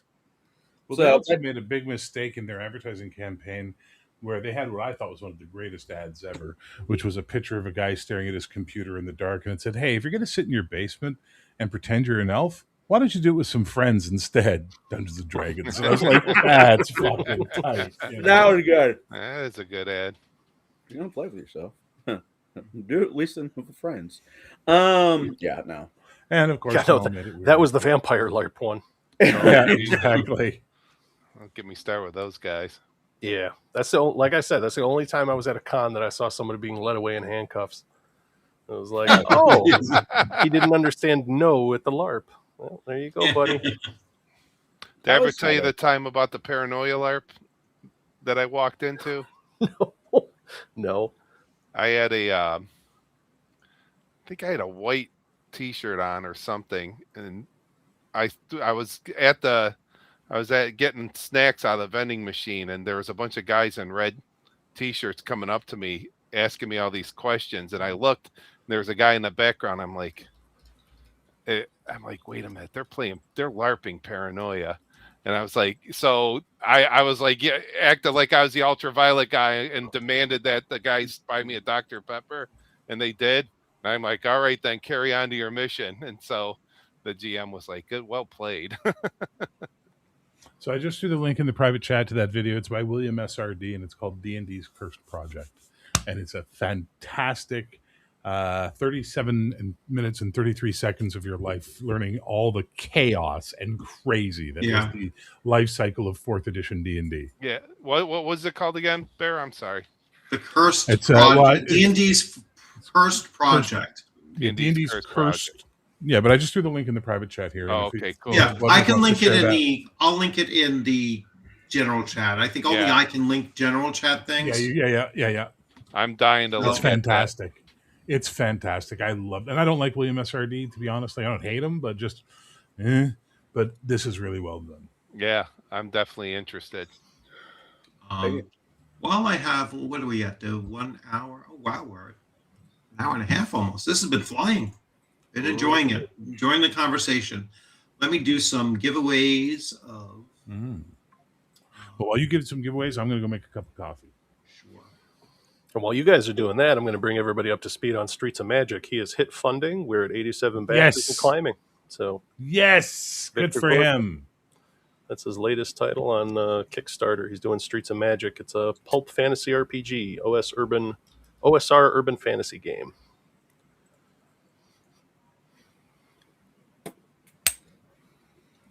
Okay. Good. So there we go with so let's see, memberships. Let's click on who got free memberships here. So the first one is Marcom Maps. Second is Dave's 6220. Next is Mox Owl. And the last is Boss Bully Boy. Oh no, the last is also David Nixon. So congrats, guys. And let's see. Yeah, so I have to look into some of those other. I have to get a copy of Pendragon. I have to start looking over my box set of RuneQuest and digging into that. Go back to doing Baptism of Fire and start. I was going to say, how are you doing on the stack of Lamentations books? That I still have to get to as well. Yeah. So the next one in that, like I said, I get so overflowed. The next one I'm going to go into is a True Relation. So the Jamestown series of books and everything. So I want to, but I actually with those I want to actually read them, and then or at least read a good portion of them, so they won't be as unscripted because they're so dense. Yeah, there's so much in there. The reason why I've been like trying to piece through with Nebulith, all right, which was another one of those, the stack that I got is that. Is that Lamentations too? Yeah, it's also Lamentations. Yeah, I like. I forget how this actually came about, but I think James Raggi was asking for people, hey, if you want to do some reviews of stuff, just reach out and, I think I shot you that link because he said it on his YouTube channel. Yeah. So I reached out to him and I was like, yeah, I'd love to, review some of your newer stuff. And I says, I'll pick up some things. So all I had at the time was the core rule book. I had nothing else. So I said, he had a whole bunch of bundles and everything. So I was like, all right, let me buy a couple bundles, and so, he had like a 30% off or something like that. So I bought like $120 worth of bundle, we're like $150, but it came down to $120. And then he just sent me a slew of stuff. I was like, holy shit, I wasn't anticipating having 15 new books to go through. You know what I'm saying? It was His like adventures are pretty cool for that game. Yeah, it's mostly adventures, but the two big ones, which I was surprised, it was like got the 3-volume set of the Jamestown ones and Nebulith, which I was like, I hope I get that one because that was the the big one that Zach Smith is back and doing the work and everything. So I was like, all right, let's see how cool this thing is. And I've been on a folk horror kick lately, and yes, that really reminds me a lot of folk horror. What's up there? A YouTube question: do you have to buy those memberships that you're giving away, or is there a way for you to send them for free? No, I get 10 to send away for free. Okay, how do I access that on my monetized channel so I can do it myself? You have to go on. So you have to. What I do is I open up YouTube. Yeah. On a separate tab. Oh, and then I turn the volume down. Way. Yeah. And then when you go onto the separate tab, you'll go down to where you see the dollar sign next to your chat. And when you click on there, you'll go to where it says membership gifting. Yeah, got it. Now, what I don't know how to do is I don't know how to give a membership gifting that is specific. I don't know if you can or not, unless you're buying somebody else a membership. Yeah, I think it's just I random. I don't think I can buy a membership on my channel, I can't buy somebody a membership on my channel because it's almost like because I get some of the revenue from that membership, Yeah. and so it's Oh, like, yeah. so it creates like a cycle. It's almost like a discounted membership that I can, it's kind of weird, Right. So I don't know if I can actually specify who gets the memberships. But I don't mind, just putting them out there, and people get 10 memberships, a I month. feel you. But yeah, the other thing I'm trying to do is, like, I don't know if you have the function yet where I can hype your videos. I don't know. Hype doesn't. I've never seen it. It doesn't work for me. I think it's a Canada thing. I think only certain parts of Canada. Oh yeah, have we access can't to it. hype I don't Canada. know. That's what it is. There's no hyping in Canada. We're just too darn modest. That's the way it is, eh? We're just like, It's- oh no, listen, that's fine. You take care of yourself, eh? Let me hype you. How about that there? How you like that? I'll hype you. I saw the Olympics this year. I know what they can. Not after that hockey game. I was just going to say that. Yeah. Oh, the hockey game. There's How about no the curling? humility from Canada. How about the there. curling? Oh yeah, Oh, it was just a finger. It was just a. I know. No. The best was I never fucking did it once. I was like, no, you did it every time. Oh, that was fun. It wasn't just once. He was completely accurate. That definitely made it interesting. I have nothing to say about that. There, curling is a very strange sport, and It is the widest sport I've ever seen. I love it. I did from like Scotland. that. Yeah, makes it so. Once again, it is the widest sport I've ever seen outside of golf. I did like that Valid. Babylon Bee article they had for it. It was like, and now all Olympic curlers will return to the carbonite for the next 4 years. It is an interesting sport, though. It actually, It's I can shuffleboard. actually I love watch it, though. curling. Yeah. Before this, even, I could actually watch curling. But yeah, it's a tough one when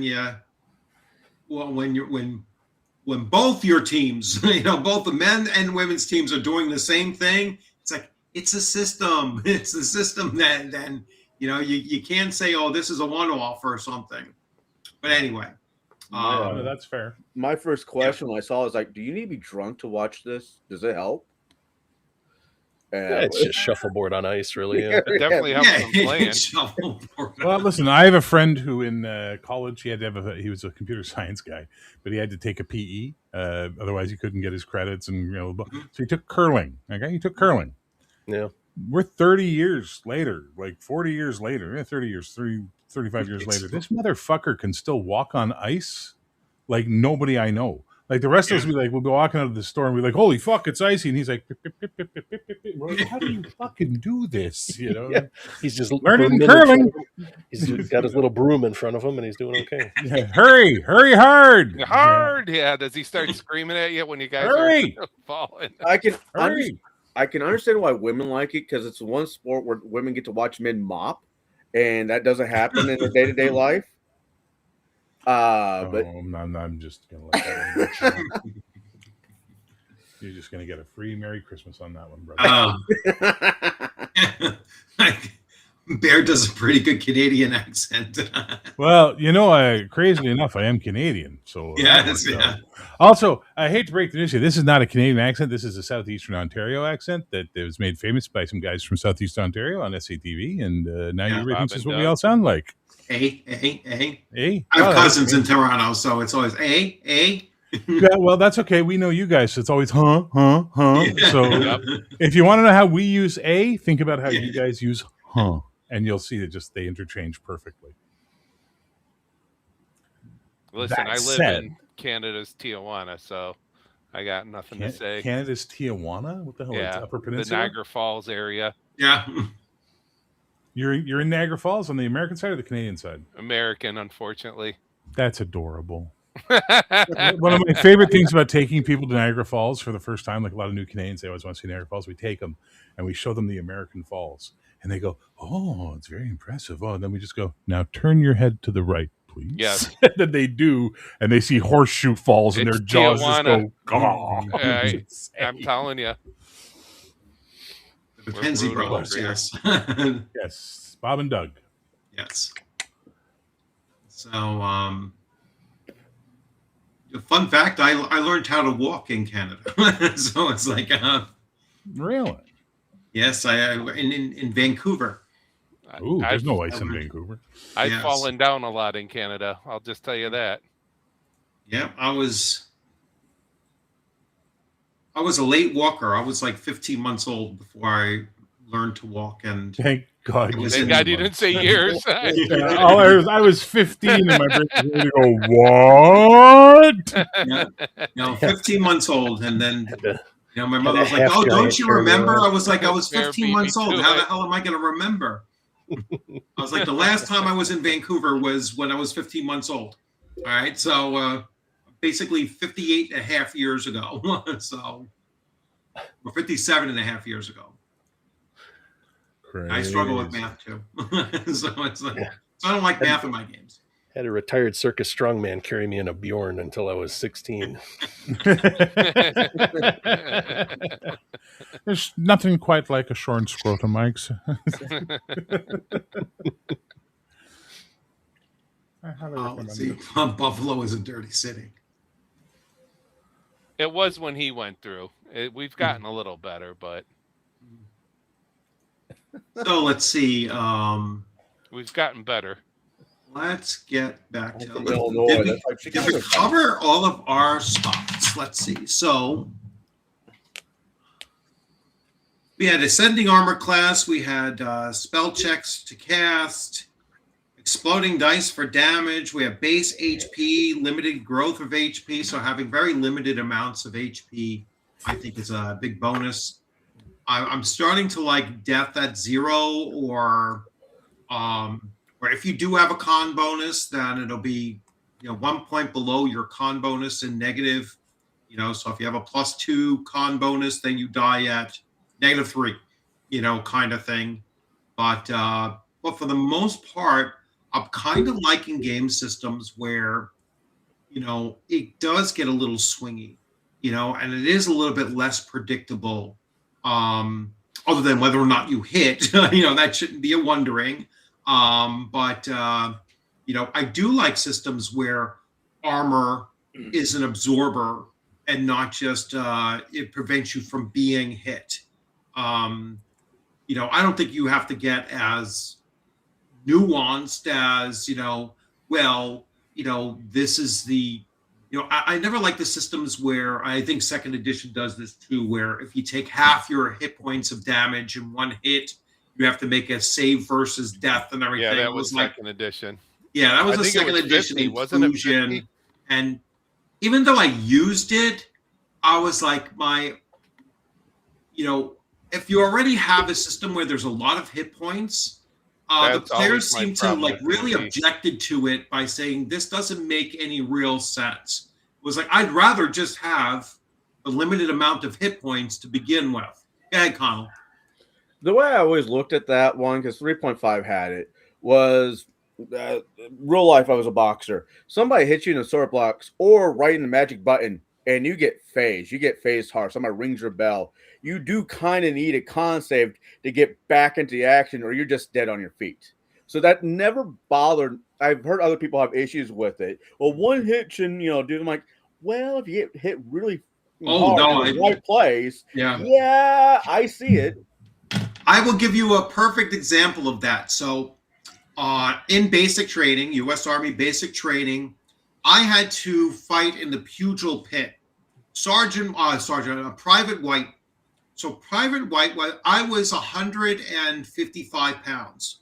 All right, when I first entered basic training, I left there at 180, so I gained a lot of muscle there. But I was 155 when I had to fight Private White, and he was probably like 6'3" and 260. So yeah, there was no Weight class. yeah, there was no weight class involved. There was no challenge ratings involved. There was like, no, we're gonna get you fucked up. So I got sent out there, and with the pugil fighting, you couldn't take both your hand, like you couldn't take one hand off and swing, like make a large, you had to keep it very. You also couldn't turn yourself around and like try to, back away from a hit or anything like that. Every time Private White hit me in the head, even though I'm wearing headgear and everything, I was stunned. Like cobwebs and everything, I boof. And I You would get felt it. spun around, and then I would like look to jab behind me and everything. And then by the time I got righted again and facing him, boom, he'd hit me again. Every single time he hit me, it spun my ass around, and yeah, at some point, because I was getting spun around, I just started putting my back, and then I was lashing out with just one hand or whatever, and a drill sergeant would jump in, and I'll never forget. So drill sergeant Rains came in on me, and he said, if you turn your fucking back one more time, I'm going to fight you. And I said, you're not going to do any better than he's doing now. You know what I'm saying? I was like, oh, I'll take that fight any day, because he was cleaning my clock every single time. I'll still So- take that over the tear gas. The tear gas was the worst. The gas chamber. The tear Oh. gas, they ran us through that twice. I you fucking know, hated that. And it was funny. I didn't mind that, I have a friend who's American, was American infantry, and he was telling me about when they were doing war games one time, and they finally had a break for lunch, and they sat down to start eating lunch, and they'd had a shit day. They'd been going since like 3:34 in the morning. They were tired, and this fucking guy comes driving up in his Jeep and sees the meeting and drops a tear gas canister at them. And he goes, and I'm so fucking hungry. He goes, I'm so fucking hungry. I don't care. And I run over, I grab the thing, and I throw it back in his fucking Jeep. So needless to say, he wound up on disciplinary action and all this and all that. But he was the hero to the rest of the boys because he let them enjoy their meal. Like that kind of shit. That's what I hate. Sometimes you had to take a hit It's though just- for that.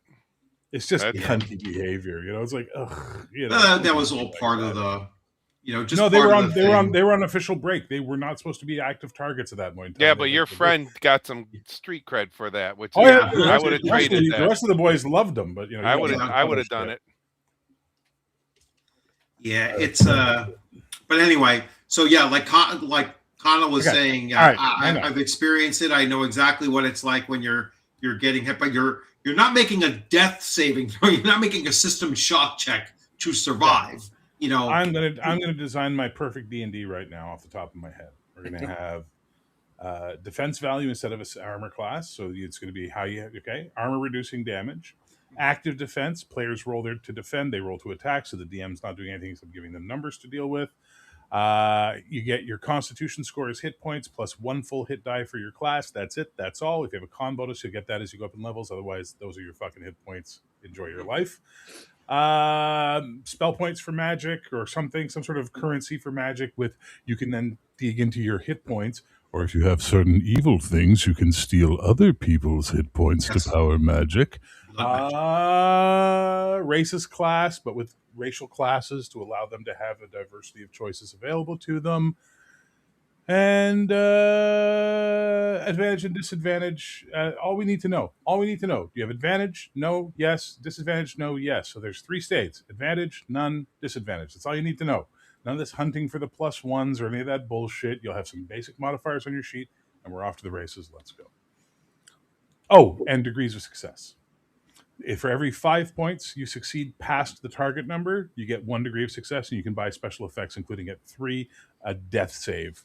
I got him through the throat. Oh, now he's got to save versus death. That's it. That'll play fast. It'll play easy, and it'll just be wait, one more thing. Sorry, because it's D&D. Slot-based encumbrance, because I'm so tired of the encumbrance arguments. That's what we did Saturday, right? Yes, yeah, we're doing slot based, which I took from Shadow Dark. Again, another one, but Shadow Dark got it from Index Card RPG. I'm saying so. Yeah. People complaining about math. Slot-based- There's a rule that requires math right there.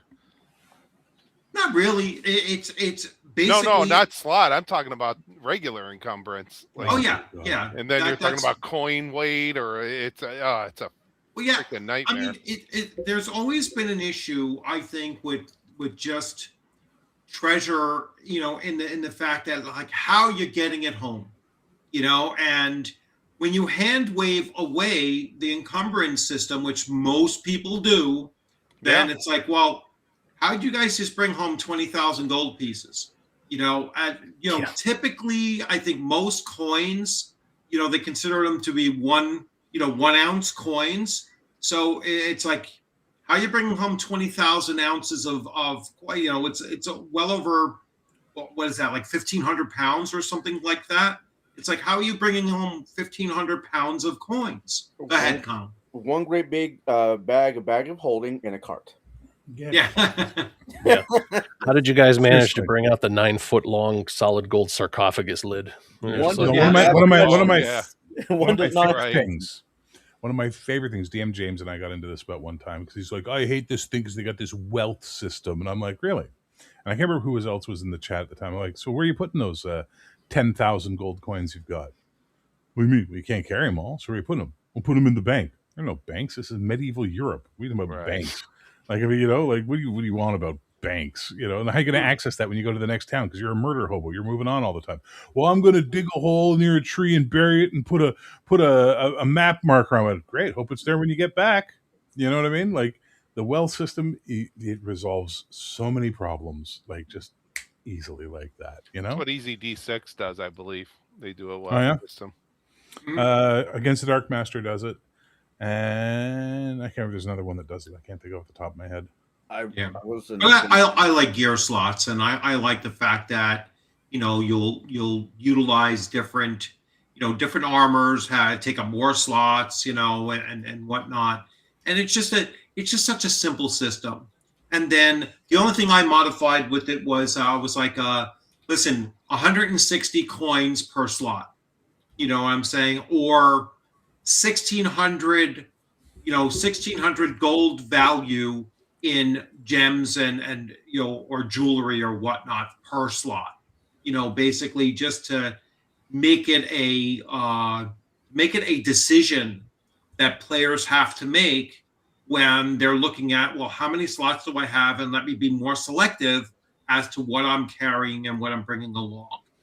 The one thing I wasn't crazy about Shadow Dark, because there's a kind of a disconnect, is that one torch per slot doesn't make sense to me. You know what I'm saying? It's like, no, 3 torches per slot is fine. I understand what they're trying to do. I know what they're trying to do, Go but ahead, it Bear. should still make Sorry, sense. I didn't mean to interrupt you. Yeah. No, it's okay. Yeah, no one's interrupting anybody. I'm putting my hand up. He does I here. can the one thing I cannot stand about Shadow Dark is the torch mechanic. And the reason I don't like the torch timer is because I have a rational, logical brain, or someone gave me another term for my brain, which is I can connect disparate. I looked it up. What they said, you have this brain. I went, what does that mean? Is that a compliment? I don't know, but it means you can connect disparate things and find the commonalities and all this type of stuff. Right. It's a weird type of thinking. First thing I saw was, interesting. Torch mechanic burns down an hour. Great, cool. What if my character has a lantern? Because those tend to have 4 to 5 hours worth of oil in them. That's the end of the argument for me right there. Like, there's no need to discuss it beyond I that. forget what they do with lanterns. Do I you don't know. remember, Paul? You probably still have to change the oil every hour. I don't know. Which isn't how lanterns work at all. I know, but No, I think it's something different, but I forget. Anyway, my point was, I'm the not. wick I don't burns like out the every torch. hour. every hour I got to replace the wick. Yeah. I just don't like the torch mechanic. I'll just be honest. Yeah. I don't like it. Well, And it's I've just never, another. I've never liked torches ever since I saw Lindy Beige's video on torches from about 5-7 years ago, where he literally took a torch out into the woods and showed you what happens when you become torch blind in the dark, which is, yes, everything in your 10-foot area is beautifully illuminated. Everything beyond it is pitch black now. Yeah. And your eyes are utterly spoiled to the dark. Oh, yeah. That's why we used red lenses for our flashlights in the military. It's like the I red don't the get red the light speed up does play not. thing. Yeah, and Sorry, they no, made but Jeff- they Go made ahead. special playing cards for playing by the red light. They had Yeah. super dark. What was this? Hearts in the military. You could, when you buy playing cards, the hearts and the diamonds are this like super blood red dark, so that you can still play them using a red light. Oh, nice. That's cool. Otherwise, yeah, they'd that- be invisible. So Jeff says, what? Torch Timer is great. Speeds up play. It's not meant to be in game. Yes, but I don't need to speed up my play with an artificial mechanic. I can speed up my play by going, hey, guys, make a decision now or the monsters are going. Yeah, Yeah. you could do that. And Plus, a a I 3-minute still like it combat. for- Yeah. I still like it for the way that it does encourage them to move. It does create a They're little always looking tension. at the timer. They are always looking at it. No, Go I ahead, get Paul. that, but I don't need a mechanic for that. That's the But job of the GM. I think what game masters don't do often enough running Shadow Dark is they don't have they don't utilize the instances of the monsters particularly going after the torchbearer. You know what Yeah. I'm saying? Or Yeah. I do. Using having the torch get knocked out of your hand and going out, and now all of a sudden you're in darkness, and now you're rolling with disadvantage to try to strike up a new one, and blah blah blah. They remember to use the torch mechanic, but not all of the downsides of the torch mechanic. Yeah. You know, Plus, if and you're so- screwing around underground, there's all sorts of things you might not want an open flame around. Yeah. Right. Do they suspend the timer while combat is going on? No, No. it's running. Because Always a running. 3-minute combat can take half hour to an hour to resolve. Not in Oh, yeah.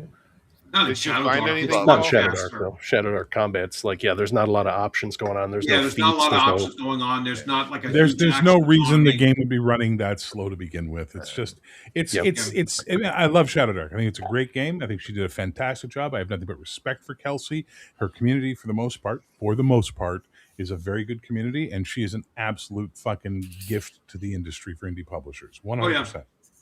Some of the stuff in Shadow Dark, I disagree with. The torch mechanic, I don't disagree with. I just think it's useless, and I wouldn't bother with it because I don't do dungeon crawls. Number one. Number two, I don't like how fucking anemic the ancestries are. They are so fucking anemic, and they can be easily fixed, which is what I was going to do when I was a publisher, but I'm not a publisher anymore, so I don't care. Was going to basically add for the ancestries a little table, just like the one you get for classes, where you can roll. Oh, I get a +1 to my dex because I rolled that, and I got that. Oh, great! And then so on the odd level, you get your class one. On your even level, you get your racial one. You can do those up to level 10, and therefore you're not going to have every elf is the same, every dwarf is the same, other than how you role play them. Right. The difference mechanically in the lantern and the torch, the lantern casts light up to double near distance instead of near, so it's twice as far out, and has a shutter so you can hide the light. So in case if something's stalking down the hall and you want to hide, you can. But how long does it last?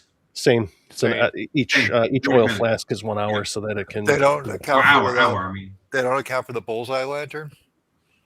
That's one of the Um, coolest features of a lantern is that you can do that. Mm-mm.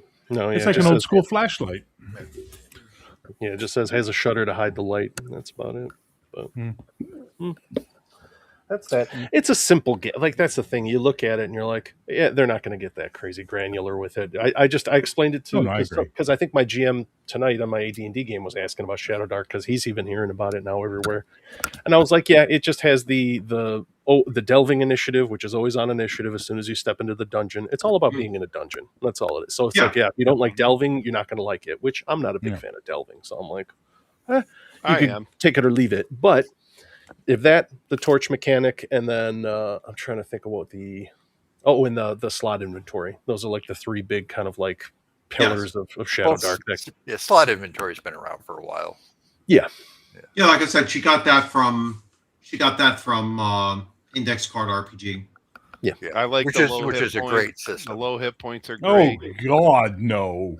Oh yes, don't Slot like it? inventory? I Slot bought inventory is that. amazing. I was a huge fan of his channel. I loved his advice as a GM, everything. So his game came out. I'm like, all right, I'm going to buy this, hankering for a nail, and I bought it. And I Oh, read I it, thought you were talking about and I gave it to my friend.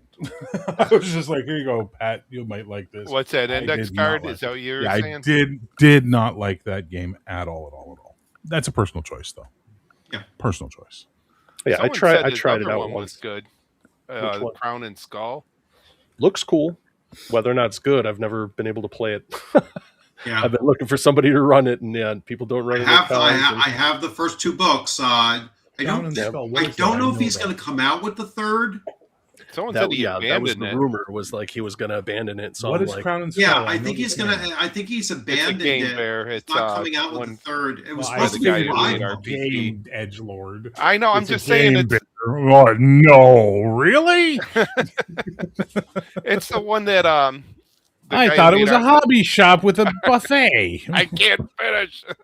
Oh yeah, that's the other thing with this is The guy who nobody made has night Index vision or Card made it. infravision in Shadow Dark. Oh, so it's except for from the Hank monsters. Cornell. Okay. Yeah, they're Except two for the big sexy monsters. books, but there like, it is. yeah, it's like It looks nice. looks nice, but I'm trying to get away from that horrible habit of like, I could just stick them on a shelf. It's like, yeah, I could just, I have you can no put shelf anything up there. space. It doesn't matter. Especially for like Real $70 estate is for the tight. deluxe ones. So Yeah. But how is it as a game? What style of game is it? it's like a D20 kind of, well, not really a dungeon crawler, but it's definitely a fantasy game. But it had Yeah. it had It's a few it's different very things about it. interesting mechanically. It's different. Well, So it didn't have leveling. I think that's what was cool about the advancement. Mhm. You bought a spell, and that was an advancement. If you wanted more castings of that spell, each of those would be an advancement. So it was like how you built or expanded your character had a lot of open options to it. That I was like, okay, that's cool, because I hate when you go to like, all right, you leveled up. What do you do? And just move the slide rule down one on the Excel sheet, and you just, all right, fill these in. Your saves went up, and that's what you got for level 2. Yay! And it's cookie cutter for everybody. No stats or hit points, it says. Correct. yeah. Interesting. Yeah. Instead of hit points, it was like your either equipment would get damaged or your skills would become unusable until you got healed. Interesting. So you would cross off Yeah. each So one. attrition, yes. There's You- attrition damage, yeah. Yeah, and the damage was differentiated. Like sometimes you would take equipment slot loss, sometimes you would take a a skill loss, or sometimes on like exceptional hits you'd lose both a skill and an equipment slot. So it was and if you got reduced to 0 in in either of them, then that's when your character was dead. Fair. Yeah. Not my cup of tea. Moving on for me. Yeah. Again, it was an interest. It's just different, So when you look at it, I was like, wow, this is a different approach. Like when you're talking about like I want to see game systems that aren't just clones of other things. Yeah. That certainly cannot be argued to be a clone of anything. No, and there's nothing wrong with that. It's just not every one of these game systems. Yeah, is gonna of be course. history Yeah, either, right? I forget who. Someone calls them their boutique games or their Shadow, no, coffee table Coco games. Coco calls them boutique games. It's hilarious. Yeah, I'm playing a boutique- Shadow's well, boutique game. Yeah, actually, Garibay calls them that too, right? Or he calls them, Garibay. he calls them like the shelf games. Yeah, like people have them on their shelf and they never play them, Yeah. But it's okay to have a shelf game if you're actually going to read it and see what is in it. And that's what that is great for. It's Always on great the to see money. just other concepts of gaming, incorporated into them, and that's what their value is. Red Warrior needs food badly. Forbidden Lands has an interesting damage system that it damages your traits as you go along. And it creates a nice death spiral, which a lot of people hate, but I actually like that in the game. Because it very much forces you to work as a team. Yeah. Or makes you choose to like flee a combat. Yeah. You mention that to people and they're like, what do I want to look Right. like, pussies? It's like, well, then you die. Right, I agree. Yeah, I did And that not in even so much they don't want to look like it. It's never occurred to them. It's Yeah, not even a I doesn't pop in literally, their heads. I literally did this to a group of players in BX just around the start of COVID. We were playing BX, and they'd never played BX before, and they were going through the woods and all this thing, and they're heading back to town, and they see a green dragon flying overhead, and one of the players goes, "I shoot it with an arrow." Oh, brilliant. All right, roll the hit. Hits. The thing lands and just decimates them because it's pissed off. It's Seemed like a "Hey, good idea at the let's time. start with the chlorine gas attack, and let's say we go from there. And then after, the other players are like, "Why did you shoot it?" And he's like, "Well, it's D&D, man. We're supposed to fight the dragon." Oh, wow. There There's you that go. picture that's, I don't remember what book it is, but it's a D&D picture where you have like 4 or 5 player characters, dwarves, humans, whatever, and they just have a dead dragon that's no bigger than maybe a leopard, hanging Yeah. off of a Oh, tree. that's a second edition pick. Yeah. Larry Elmore. Yep. Yeah, there that it one. is. Yeah. Yeah, and in second edition rules, that's a level 5 party, man. Come on. Well, that's the whole with the later editions of D&D, and they brought in the whole idea of balancing. Just put that in everybody's head because it wasn't originally supposed to be balanced. There was like, yes, this encounter is 3 orders of magnitude too big for you. Yeah. You avoid it, Yeah. or you talk your way out of it. And once they start like, oh no, we have to have CRs and everything should be Oh, yeah. exactly at the edge of what the 3.5 players. did that bullshit. That's why I hated running it. I'm like, oh, it's awful. Well, because that's almost like training wheels for GMs that didn't know what was going on. Because, like I said, as you went, you had these first edition and before guys, the OSR types who wouldn't run those games, so you'd have to have new blood run them, and they don't have the kind of old GM intuition. So they're like, all right, you guys fight, and let's flip to the first page. Aboleth, AB, there you go. And it's like, we're fighting Aboleth. Jesus, we're What first the level. hell? Also, how did we get underwater? What's going on? Right?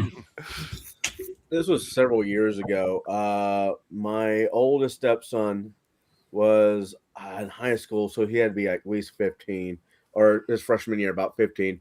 And him and a group of friends were like, "Hey, can you run us a campaign?" I'm like, "Yeah, I could do a couple one shooters, whatever."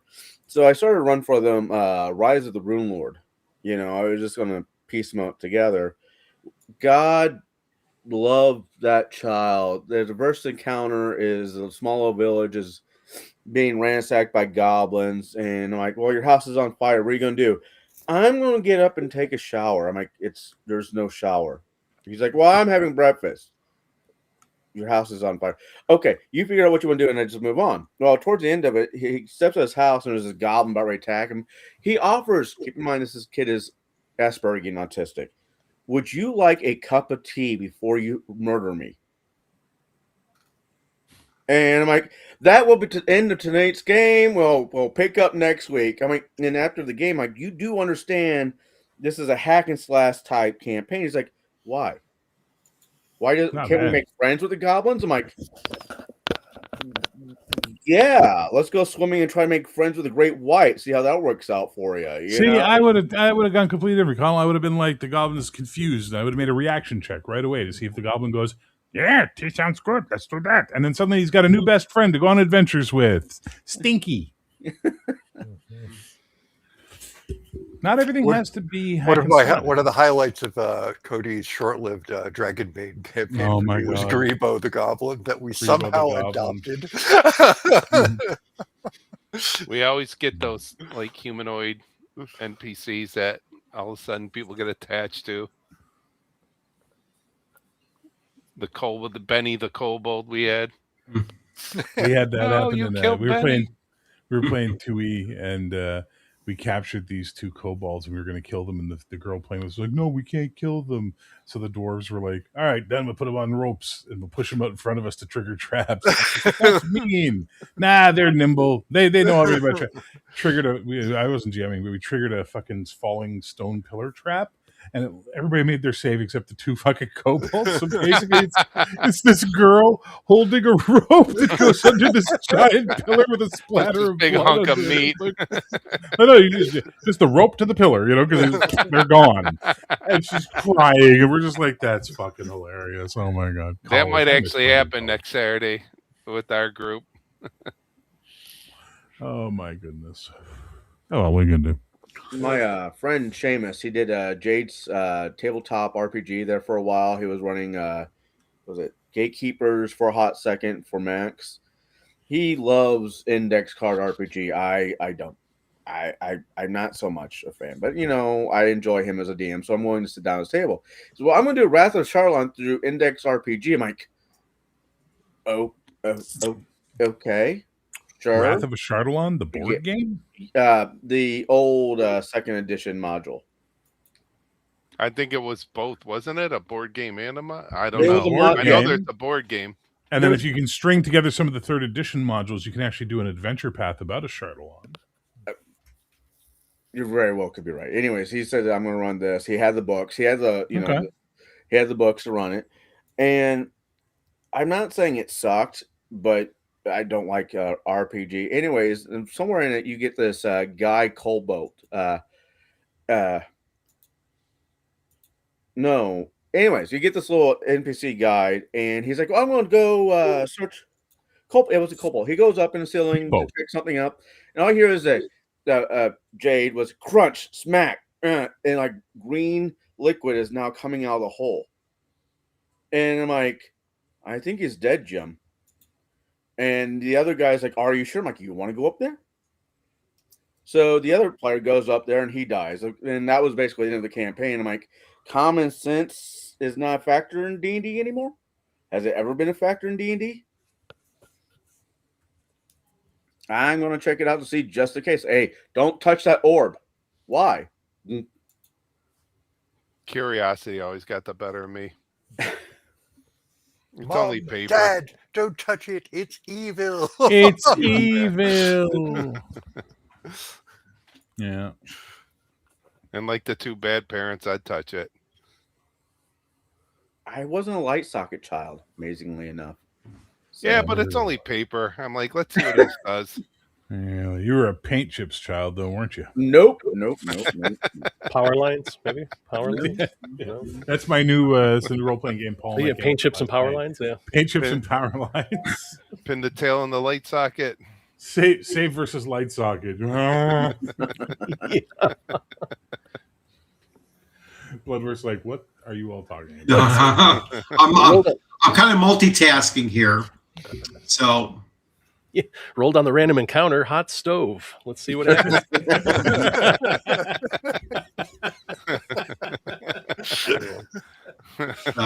Ooh, boiling pot of water with the handle out. Make your save. Yeah. Yeah. I had this one DM that loved to make mimics into everything. I mean, once we get past like third level, we always had to above boards like, oh god, something's gonna be a mimic. No, it's not gonna be a mimic, and it was a mimic. But this went on for 15 fucking levels. At least one encounter there was a damn mimic.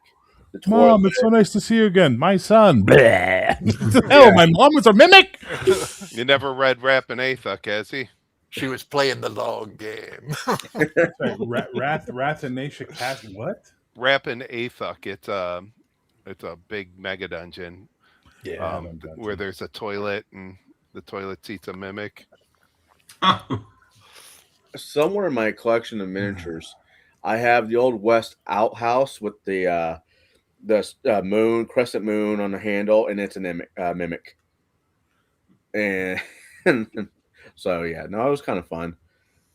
You see, Bear, because it bites you in the bum if you sit in it. Oh, thanks so much. I was worried I was going to have to save versus, Blender. I've been waiting for a WizKids to come out with a glory hole mimic, Just why not? You're going to be waiting a while, I think. And Bear's gone. Bear's like, I'm going to disown this guy. I'm just going to turn my camera off. Yeah, I don't blame him. I don't blame me either.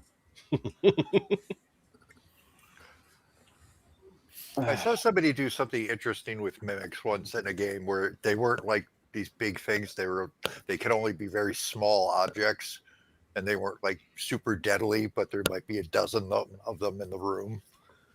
And they'd like snap at you, and then they'd kind of try to scurry off and turn into something else. It was pretty interesting trying to like. We were getting like sniped by. Had he been watching Critters that week or something? Yeah. No, I've never seen that. Boys, did they do that? Well, no, just the idea of like the small thing coming up with by Critters. Critters is the best. It's such a fun movie. When they turn into that giant ball. Yes. I just dropped the hammer on picking up Pendragon starter set. There you go. Congratulations. Yeah. So there's a lot in the freaking downloads. Holy shit. There's like 8 or 10 downloads. Yeah, Bear and books, Darian have convinced me to reconsider Pendragon. Well, I'm just saying it's not a hack and slash game. No, that's not necessarily bad. Mm-hmm. I mean, it doesn't have to be hack and slash to have fun with dice, No, it's a great game. But Yeah, played your it past. players is just. All right, go ahead. I played it this last October over at Gamehole, and it was fun. It was way to go check on, like, we hadn't heard from some local thief or whatever like that. So Arthur, the court, sent us to go check it out, and they had, it was like one of those con adventures, so they had combat, a little social or whatever. But it's funny because the combat happened, and we're like, okay, here's where we're going to test it out and see how long this is going to last. But it's like bandits attacking knights on horseback, and we had a guy who was like a Byzantine knight who showed up, and I guess they had these big crazy lances that they invented at some point. He hit one of these guys, and it was just, he exploded. So like that combat ended in like 15 minutes. We're like, okay, that was really quick. But it was kind of cool because once we got to the thief, it was like we found the lords outside, and we're like, what's going on? And then we looked over at the thief, and there's a giant sitting like on the side of it, like it's stowed in one of the walls. So we're like, oh, we have to deal with a giant now. So you had to kind of like trick this thing, because there's like, well, even though we're really good knights, I don't think we're going to be able to like take down a giant. So you had to do this whole kind of tricking it and using kind of social deduction to figure out like the nobles had messed with the scenario. Well, the nobles had crossed the giant. They tricked it into doing something. So now it was like there to enact like it wanted its payment back. And we're like, well, you guys did mess with the giant, and it could just sit on another corner of your keep here, and you're not going to have much left. So yeah, it was a fun little game. Yeah, it's cool because not all the knights are strictly Roman Catholic, because there's pagan knights. Like I said, there was one guy who was a Greek Byzantine knight, and it was like, okay, cool. And each of them has different values based on that. Like one guy in our group was describing it, and I was like, you know what? I'm kind of sold, but I had it and I got rid of it. I should have. But you got it and got rid of it already? I did. You know who picked it up? Was it? That was Jason when he got it at Millennium. Sorry, Bear. What were you saying? Did you have the PDFs? The Did you get PDFs when you bought it? No. I think I got it off of Amazon or something. I don't know if I got a PDF or not. Gotcha. Yeah. If you buy it through like Chaosium, usually they'll give you a PDF. They'll give you the PDF? Yeah. Better to and know their prices that are pretty good. Their shipping's pretty good. Yeah. I just got the Pendragon box set was just under $40, including the PDFs. So yeah, you can't beat that. Yeah, that includes shipping and handling and everything. So yeah, you can't really beat that. Give it a try, man. Run the introductory adventure and see what your players think, Edgelord. And if they like it, then you can invest in it. If they don't like it, well, you're out $40 for a really cool box set. Yeah. Right. I've already got a backlog because everybody was talking up Dragonbane, so I'm like, all right, I'll check it out at some point. Now I see in the chat now too, people are bringing up Tales of Argosa, and I'm like, all right, I'll check it out at some point. What is Tales of Argosa? That one's like more of a narrative game. I forgot who else brought it up. I think it was Decado, and usually he's got great taste in games too. So I was like, all right, I'll have a look at it, because I was looking at it when it was still being crowdfunded, but I'm on that where I'm like, do I really need another fantasy RPG? Like I swear to God, a dozen on the shelf. So, yeah. But I just want. I think I do. I think I am craving something besides hit points and armor class all the time. To run, at least, Mm-hmm. Pendragon's very interesting there. Too. It's a very deadly game, combat wise. Yeah. Pendragon, and also they can't. This is 500. This is just the campaign. This isn't even. Is that the Pendragon campaign? Yeah, where it goes through like I think 86 years or something. Oh wow! It's an interesting way to run it. You go on one adventure per year, and then you have your downtime stuff. Then you have to go to court twice, like for Easter and Christmas. It's a very interesting way to do it. I like doing long-term campaigns. So this is one of the reasons I've been hankering to play Pendragon for some time. Sure. I like the procedural aspect of it, where it's like the winter phases where you're going to try to like court a maiden or have a child or build up your holdings or whatever as a knight, instead of just being like fill up as many inventory slots with gold and being a murder hobo and trying to go to the bank in medieval Europe. It's like I stole a lot of modern stuff ideas for my game. Yeah. I agree with Bo Paints with the Chaosium being deadly. Yeah. Elric was deadly. That game was deadly. Stormbringer, I should say. It I've was. always wanted to play Ask that. Doc about playing in Hyboria with me. Oh, that was my favorite campaign. I'm so sad. I'm still lamenting the loss of that game. You got cut in half. Yeah, that was weak, but You wasn't weak at all. It wasn't weak at all. You were weak because you got cut in half. Well, Yeah, more well, core you know- than half. To bounce off of this, that Daryl Earhart, Hayward, however you pronounce, sorry, that is incumbent upon people to start running it. You know what I'm saying? And start running it in go to a small convention and run some of these games that you don't see being run anymore. And you'll start to see it, even if you're the standout.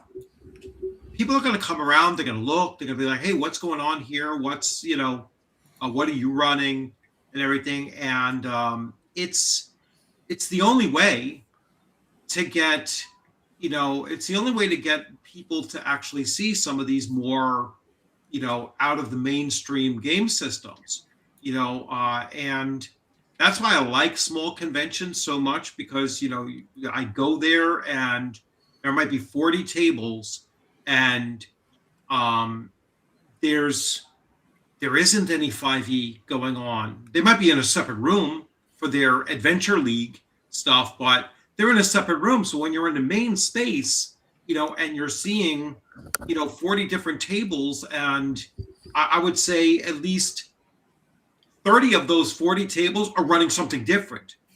There's very little crossover between them, and yeah, it'll be like, a couple of tables are running AD&D second edition. I've seen more so than even first. The special guests are usually running first or something along those lines. And but the rest, I mean, that's the first time that I came across Weird Frontiers, DCC Weird Frontiers. It was the first time that I've seen, I was running Blade Runner, which is an awesome game, especially for a convention. It's an awesome game to run at a convention. It was the first time I ran Shadow Dark, was at a convention. I was one of the few that were running it at that time, because that was right after, it was released and such. So, I think I was the only one running Fallout, at that time. And that was CNY RPG Con last June. And that was the first time I saw Daggerheart being run, so it's like, if you want to see these games run, then start running them. Start running them at conventions, and you'll get eyes on them, and that's how they're going to grow. That's how they're going to pick up. It's not like Chaosium is small. You know what I'm saying? It's like they're not an obscure game publisher, and they have a good, like, I see plenty of Call of Cthulhu out there, so that's not a... That's their bread and butter there. Yeah, that's their bread and butter there, but yeah, if you want to see more of these games out there, then run them. You'll get players. Players will be like, oh, look, a new game. That's what conventions are great for, is players are looking for new games to play. Yeah, I can't imagine why you'd want to go to like all the trouble of going to like a con and then like, oh, let's play D&D 5e. It's like, That's why I love that they have those Adventurers Guild or whatever, Adventurers League rooms, because it's like a leper colony. I'm like, I could just leave it over there. I don't even have to look at it. Yeah. I don't have to look at it. I don't have to, I can just focus on my thing. And yeah, I mean, it's a great way to go out there and just experience new stuff. Yeah, like at GaryCon, there's a whole bunch of new games that I'm checking out, along with the old, like, was that the Cosmere RPG? I've got one of those signed up. Draw Steel, I haven't tried that out. So I've got my Dragonbane. I've got Land of Eam. I've got a whole bunch of just stuff that's new completely to me. Cosmere, that's the Brandon Sanderson one? Yeah. Yeah, So Cosmere, yeah. See if it's any good. I hate to interrupt, but I got to scram, guys. All right. Nice. Thanks a lot, Edgelord. Nice You have a good one. Cigar. Too. Take it Hey, easy, what are bud. you smoking, Connell? Right. Dick. What am I smoking? I am smoking Leah. Was it El Roma del Cuba, mi amore. Okay. Dick. Smoking dick. At least got to tell everyone that one. There you go. Hey, as Floyd says, sometimes a cigar is just a cigar. Yep. But usually it's a dick. And like George Hey, Carlin responded, hey, sometimes it's I just a don't- big brown dick. I don't want to hear it from you, chicken choker. Check and So yeah, no, you know what? Sword and Stones. I remember when I lived in Vancouver, there were like no cons at all. It was really weird. Yeah. But I'm in Arc Montreal Dream just- now. There's no English cons, so fuck me, you know. Oh, jeez. Yeah, Arc Dream just said like, "Hey, this is our premier con," and I was like, "I never even heard of this." And it's like one thing over in Vancouver, and I'm like, "Well, yeah, that's because you can walk to it. Like that's why it's your premiere." Because they just, I don't know, they got really weird around COVID. They stopped doing cons altogether. Have never been to at least an RPG gaming con, but there's two. One of them's Gen Con over in Indiana, and that's really popular. I've always been told. What Gen? Sorry, what's it called? Gen what? Gen Con. Gen Con. Never heard of it. Con. Yeah, You Con. made that up. There's no such thing. You made Gen that up. Clown. Anyways, the other Never one. heard. You're making shit up. Gen Con. The There's other this one- other one called Origins. Yeah, sure. buddy. and what's the other one, Colin? Winter War, which is in Champaign, Illinois. All right. Oh, that's right over by That one I've never heard of. So Winter War. I think it's the same guys that do the Midwest Gamer or Midwest War Gamers that do Little Wars and all that. I believe Like- so. Yeah, it's mostly like they do like Napoleonics and Civil War and World War Oh. II, like the small ones, like 15mm miniatures. So yeah, they're big in those. What was it? Flames of War, Bold Action. Yeah. I'm sure A lot of the Johnny warlord Rag, games. I don't think I would enjoy going to Gen Con now, you know, or any convention that is like 1,000 plus, you know, or maybe 2,000 plus. I don't think I would enjoy them as much as I enjoy conventions that are like 300 or less. You know, I think 1,000 plus is the wait line to get into Gen Con these days. Never mind what's actually Yes. inside. You know? Several hours if you're doing will call, you dummies. Pay $15 and get them to mail it to you. Don't sit there in line for 4 hours standing. Well, I have a buddy that lives over in Morton, Illinois. He does quite well financially for his this career of choice, and he's like, "Well, I'm gonna Gigolo? what? Gigolo? Is he a gigolo? No. I was going to say Marmot and Seminator, but yeah, He's, That's valid too. He's a computer guy. Anyways, he's like, between the hotel, the parking, you know, all the things, I'm looking at maybe $4,000 to $5,000. I'm like, you do this every year? He's like, yeah, but it's worth about $5,000. I'm like, what do? I sit around and game all day. Yeah, that sounds cool. Do you have to pay? No, you just sign a list. And I'm like, so what part of this is like $5,000? Just explain to me, how does it break down? Well, there's a hotel room because you got to book 2 years before or a year ahead. I'm like, okay. Then there's the parking. I'm like, this still doesn't come up to $5,000. And he's, well, I buy a bunch of stuff. They have a great big area where all their merchants are, and he just comes home with trucks full of shit. And hookers aren't cheap. Let's be honest. Right. Well, I don't know if you really want to hook up with a hooker from Indianapolis. I mean, Oh, I bet you there's some mighty fine quality that fly in for Gen Con, sir. I'll have to ask. like him for the next World Cup, they just come in. They're like, Yep, they just big come time. in. They're like, "This is where we're going to make money. It's a nerd convention. Let's go." Some of these guys have never been touched. But yeah, put on a That's interesting. slave Leia costume and you can print money. Print it, print it. I'm have a curious good one, Stones because and Stones. we know that prostitutes are very big at conventions. I wonder if you get specific like ones for these conventions who are like cosplayers and stuff. I think that's. I think the term is cosplay. I don't think it's Oh, actually. is that? What was it? My friend told me a rule when it Crossover comes to thing? cosplayers: the hotter they are, normally the younger they are.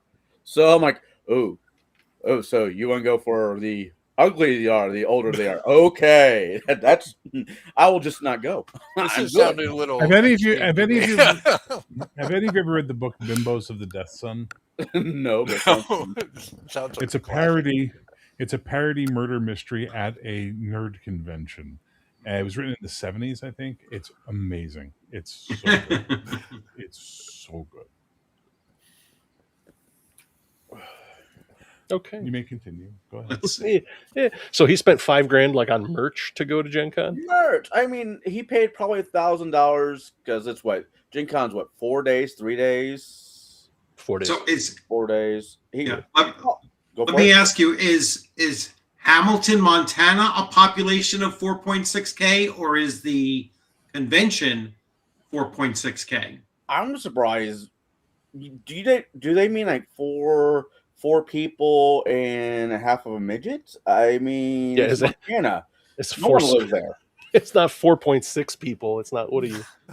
I know. I'm being a smart The ass. train doesn't pass through anymore. Yeah, no, It's there's a K in unbelievable. there, so it's 4,600 people.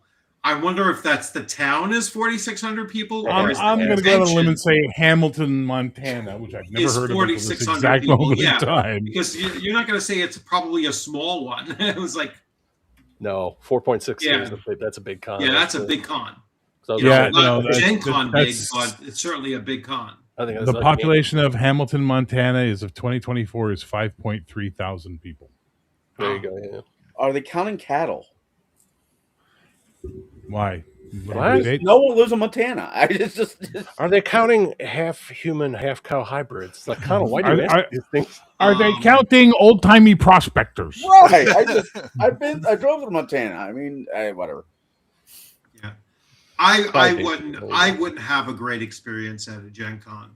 I mean, the last Gen Con I went to was Gen Con 18. All right, so that was 1985. All right, so There you I go. would not enjoy a big convention like that. You know, I don't want to wait on these huge lines, or I'm sure that trying to run a game in those rooms, as packed out as they are and as noisy as they are even Yeah. more difficult. It's hard enough running games in a convention that is 800 people, let alone thousands on top of that. Yeah, it's tough moving around, especially like if you're there actively to buy things. There are people who are just like, I'm going to go chill and spend time in the exhibitors hall. And I'm like, could you not go somewhere else? Go eat dinner, Yeah. go eat lunch somewhere else. Yeah. Like, we're trying to buy stuff here because this is the biggest trade show for tabletop games on the planet, pretty much. Yeah. So please don't charge. Like, I'm glad they got rid of all the anime people. Next, we got to get rid of the cosplay people. And then they just need some kind of punch card system for every purchase you make in the exhibitor hall so they can give us priority to spend money, which is the whole point of this whole thing. Yeah, Yeah. Claricon is in that's near Toronto. I Glen Williams. believe. It's just outside the west of Toronto. Glen Williams, Yeah, Halton Hills area. Georgetown is the big town next. That's What where was the hotels last are. thing he? Claricon is absolutely a blast. Can't wait to go this year again. Last year he came back from Gen Con with a life-size, well, I guess it would be a life-size model of Driss, the Drow elf from the book series. You sure he's not gay? He has, He is gay. Oh, okay. There you go. All he right. has 3 kids. I mean, That means nothing. yeah, Very that little. doesn't. he has a very interesting love-hate relationship with all women, which he might be gay. I don't know. If he is, he is. But he is a big-time collector in things that he's interested in. So, Where's Halcon 15,000, located? there you Where's in go. Halifax? It's in Halifax. Yeah, it's Halifax. Yeah. Alcon, Yeah, Halcon. That makes sense. popular one. It draws around 15,000 people each year. That's pretty healthy. That's yeah. growing. Yeah, that's big. It's like Origins. Origins is only a little bit bigger, I think. But yeah. Yeah. If you don't fly from Montreal, Halifax is like 12-hour drive. Mm. the closest No. we have to a con here in Peoria is basically a trade show with comic books, action figures, and whatever else. Bring out your junk, and there's a And little bit dead bodies. dead bodies. Hey, All right, I got some X-Men, some Avengers. Are you interested in some teeth? I got some Magic the Gathering crack. I got some Yu-Gi-Oh, Pokemon. Magic the Gathering. I'd like to run a Good people table at here. your con. I got this new Yep, kind good of to see. acid that completely dissolves the body in 10 minutes. It's a lot of work to run one in Toronto. Yeah, I would guess that I mean, I speak to a lot of people that are running their first conventions and everything, and I give them a lot of credit because it's got to be it's nerve wracking. There's a lot of risk involved with it, and they frequently barely break even if they're lucky, the Yep. first time. So it's a lot of, I give them a lot of credit for doing it. Yeah, Um, hats off to Roger with CNY. Because yeah, what is he Roger on and now? 4th or 5th year on that, or Roger. yeah, No, this is year 2 coming up. only year 2. Wow, because it Yes. seemed like the way he was talking about it, it seemed like they hit the ground running, and I was like, oh, Well, they pretty good. did. Yeah. That was a very well run first year con, Yeah. and it was much larger than than they tend to be. It was like 200 people or like 205 or something like that, which he wasn't quite sure if he was going to get 100 for the first one, but he was like, all right, well, we'll be good with 100. So Sure. he did really well, and it was really well organized. And credit to him and his people that were working with him. Also credit to the hotel. The hotel did a phenomenal job of doing, because I don't think that they were really a convention kind of hotel. It's kind of it's just outside of Utica, so it's not like it's a huge area for a lot of things, but they did a great job. I mean, I was impressed from the moment I walked into the hotel, because I walked into the hotel at like 9:30 in the morning, and my room was ready to move in. I was like, really? I was like, I've never seen that before. And believe it or not, that's a huge plus for a convention, because you can drive in and you can go right into your room, and that's I was like, right from that moment on, everything was perfect. They did a great job with the food, and they made sure that the food was accessible throughout the convention. They had special hours for it that they normally wouldn't have, and everything. They did a great job. So yeah, that was a great convention. I'm going to OSR Con, which is a 1-day convention, first year. So going to check that out. And that's in that's Massachusetts. Yeah. And then following that is Rising Phoenix, which is in year 5 for it. That's a good sized con too. That's like 600 to 800 people, and that's very well organized. And in year 5, it's very stable. So you kind of know what you're getting into when you go to that convention. That's a great convention as well. So yeah, I mean, I'm very happy with the 5 conventions that I go to, because they're all smaller, and they're all within 3 hours of me, basically. So and Paige, Philadelphia Area Game Expo was a great convention. The 2 years that I went, it's just the timing wise for it. Mid-January is for the East Coast, like for the Northeast. Mid-January is the worst fucking time Shouldn't to be have traveling. a convention. It snows every weekend. It's like you can guarantee snow every Sunday in the month of January. As I said, I've never been to a gaming con. Daryl's comment about some cigar conventions, 45. I'm like, what the hell is he talking about? I have gone to cons that were alcohol based, like the beer fest that they used to have here in Peoria. That was a fun con, or the wine tasting cons I go to. But gaming cons look interesting. They look really fun. I'm kind of with you, Richard. I don't like crowds. I really don't like crowds for reasons. So I think I would do probably better with like the Winter War one down Champaign, where it's a smaller one, versus a Gen Con where there's X plus. And I mean, my friend spends $5,000 every year to go to one, and I don't have that kind of money, and I don't know what the hell is. I don't know how he's like $5,000. I'm trying to think. This year I'm going to GaryCon. I'm going to do EGG Con, and I go to I'll go to Adepticon for the Sunday. I go to C2E2 because it's here in Chicago.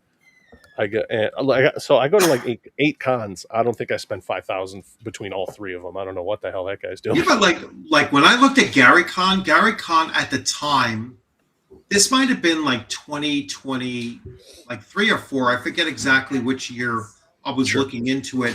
And the airfare for New York was insane.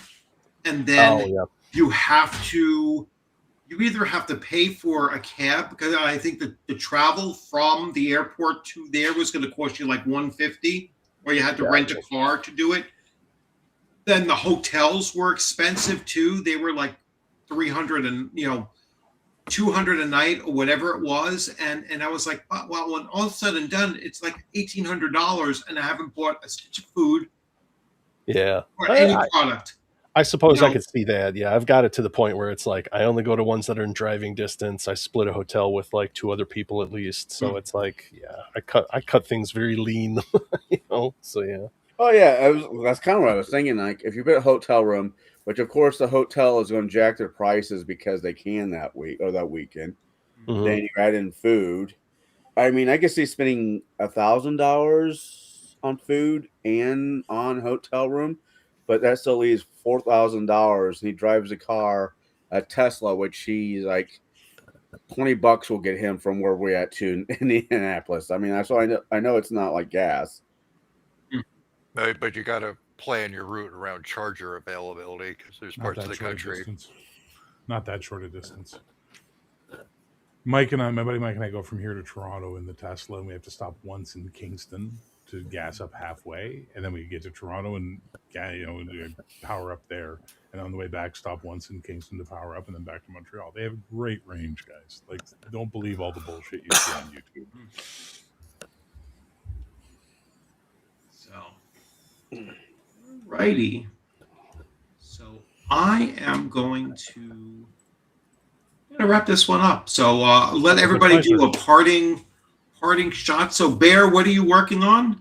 Nothing. Zero. Leave me alone. Nothing. Zero. I'm no longer a publisher. I do not publish anything. I only deal with my patrons because they give me money, so they get everything. I'm all about. It's all for the Patreons, Damien. It's all for the Patreons. All right, and Paul, what do you have coming up? What do I got coming up? Well, I'm running stuff on Fridays now. I decided to just do L5R since everybody in the group loves that. So I'm done with the whole testing things out phase where I'm like, let's try a little bit of this and that. I'm just like, no, we know L5R. I'm just going to run that for us now until we get bored of it. And then I need to, like I said, I've got Gary Con in like 3 weeks, and I'm going to test out some systems, some that I have, some that I don't, see if there's anything interesting. Yeah. All right, and Connell? YouTube wise, I am trying to, this will be news to Bear, I am trying to schedule some time where I can get Bear and Victor to review the 13th Warrior with me, because we've talked about it long enough. Outside of that, I am a shareholder partner of a cigar shop here in Peoria, Illinois. Our grand reopening is here soon, so I'll be spending most of my free time either working, taking care of a 16-year-old daughter, or trying to get my business up and going, which, they say the sign of being an idiot is doing the same thing twice and hoping for a different outcome. So we'll find out. Okay. And Doc? Age of Blood and Iron is still out there. Just check out Interrobang on drive-thru. You see all my stuff, and most of them is also available on Amazon as print on demand. Got a new game coming out sometime this year. All right, good. So I will be seeing you next Thursday for Deadlands. You guys are going into Sundown, so we'll see how that works out. Make sure you grab your shotgun. I forget who was buying the shotgun. Was it probably everybody? We're going to go into Fort Town and everyone's buying all a shotgun. shotguns. You're going to be the shotgun clan. All right. That's this week on the 5th. We're meeting up.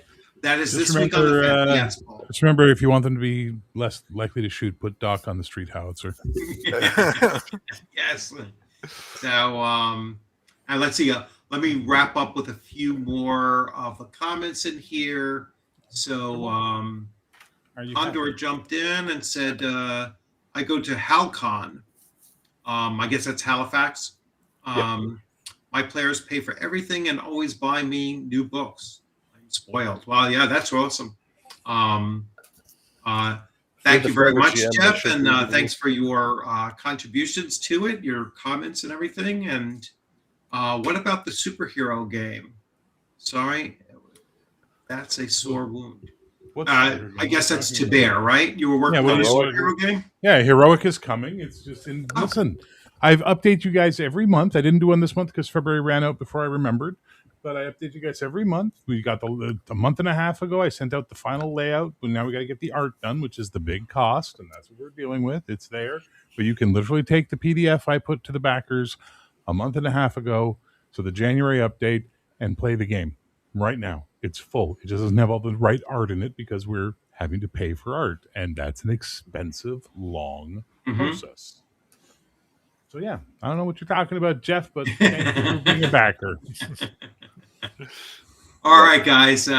Thanks a lot, everyone. Thanks for coming on in, and like I said, everyone in the chat, thank you so much for popping on in. You all have a great what's left of your weekends, and as always, I'm looking forward to seeing you on a gaming screen or at a convention sometime soon. And next week, I don't know what the topic will be on next week, but actually, in 2 weeks from now, on Sunday, I'm going to have Condor DM Stephen on the stream. So we'll see what we'll be talking about. I'll be thinking about that over the next couple of weeks and seeing exactly what we're going to do.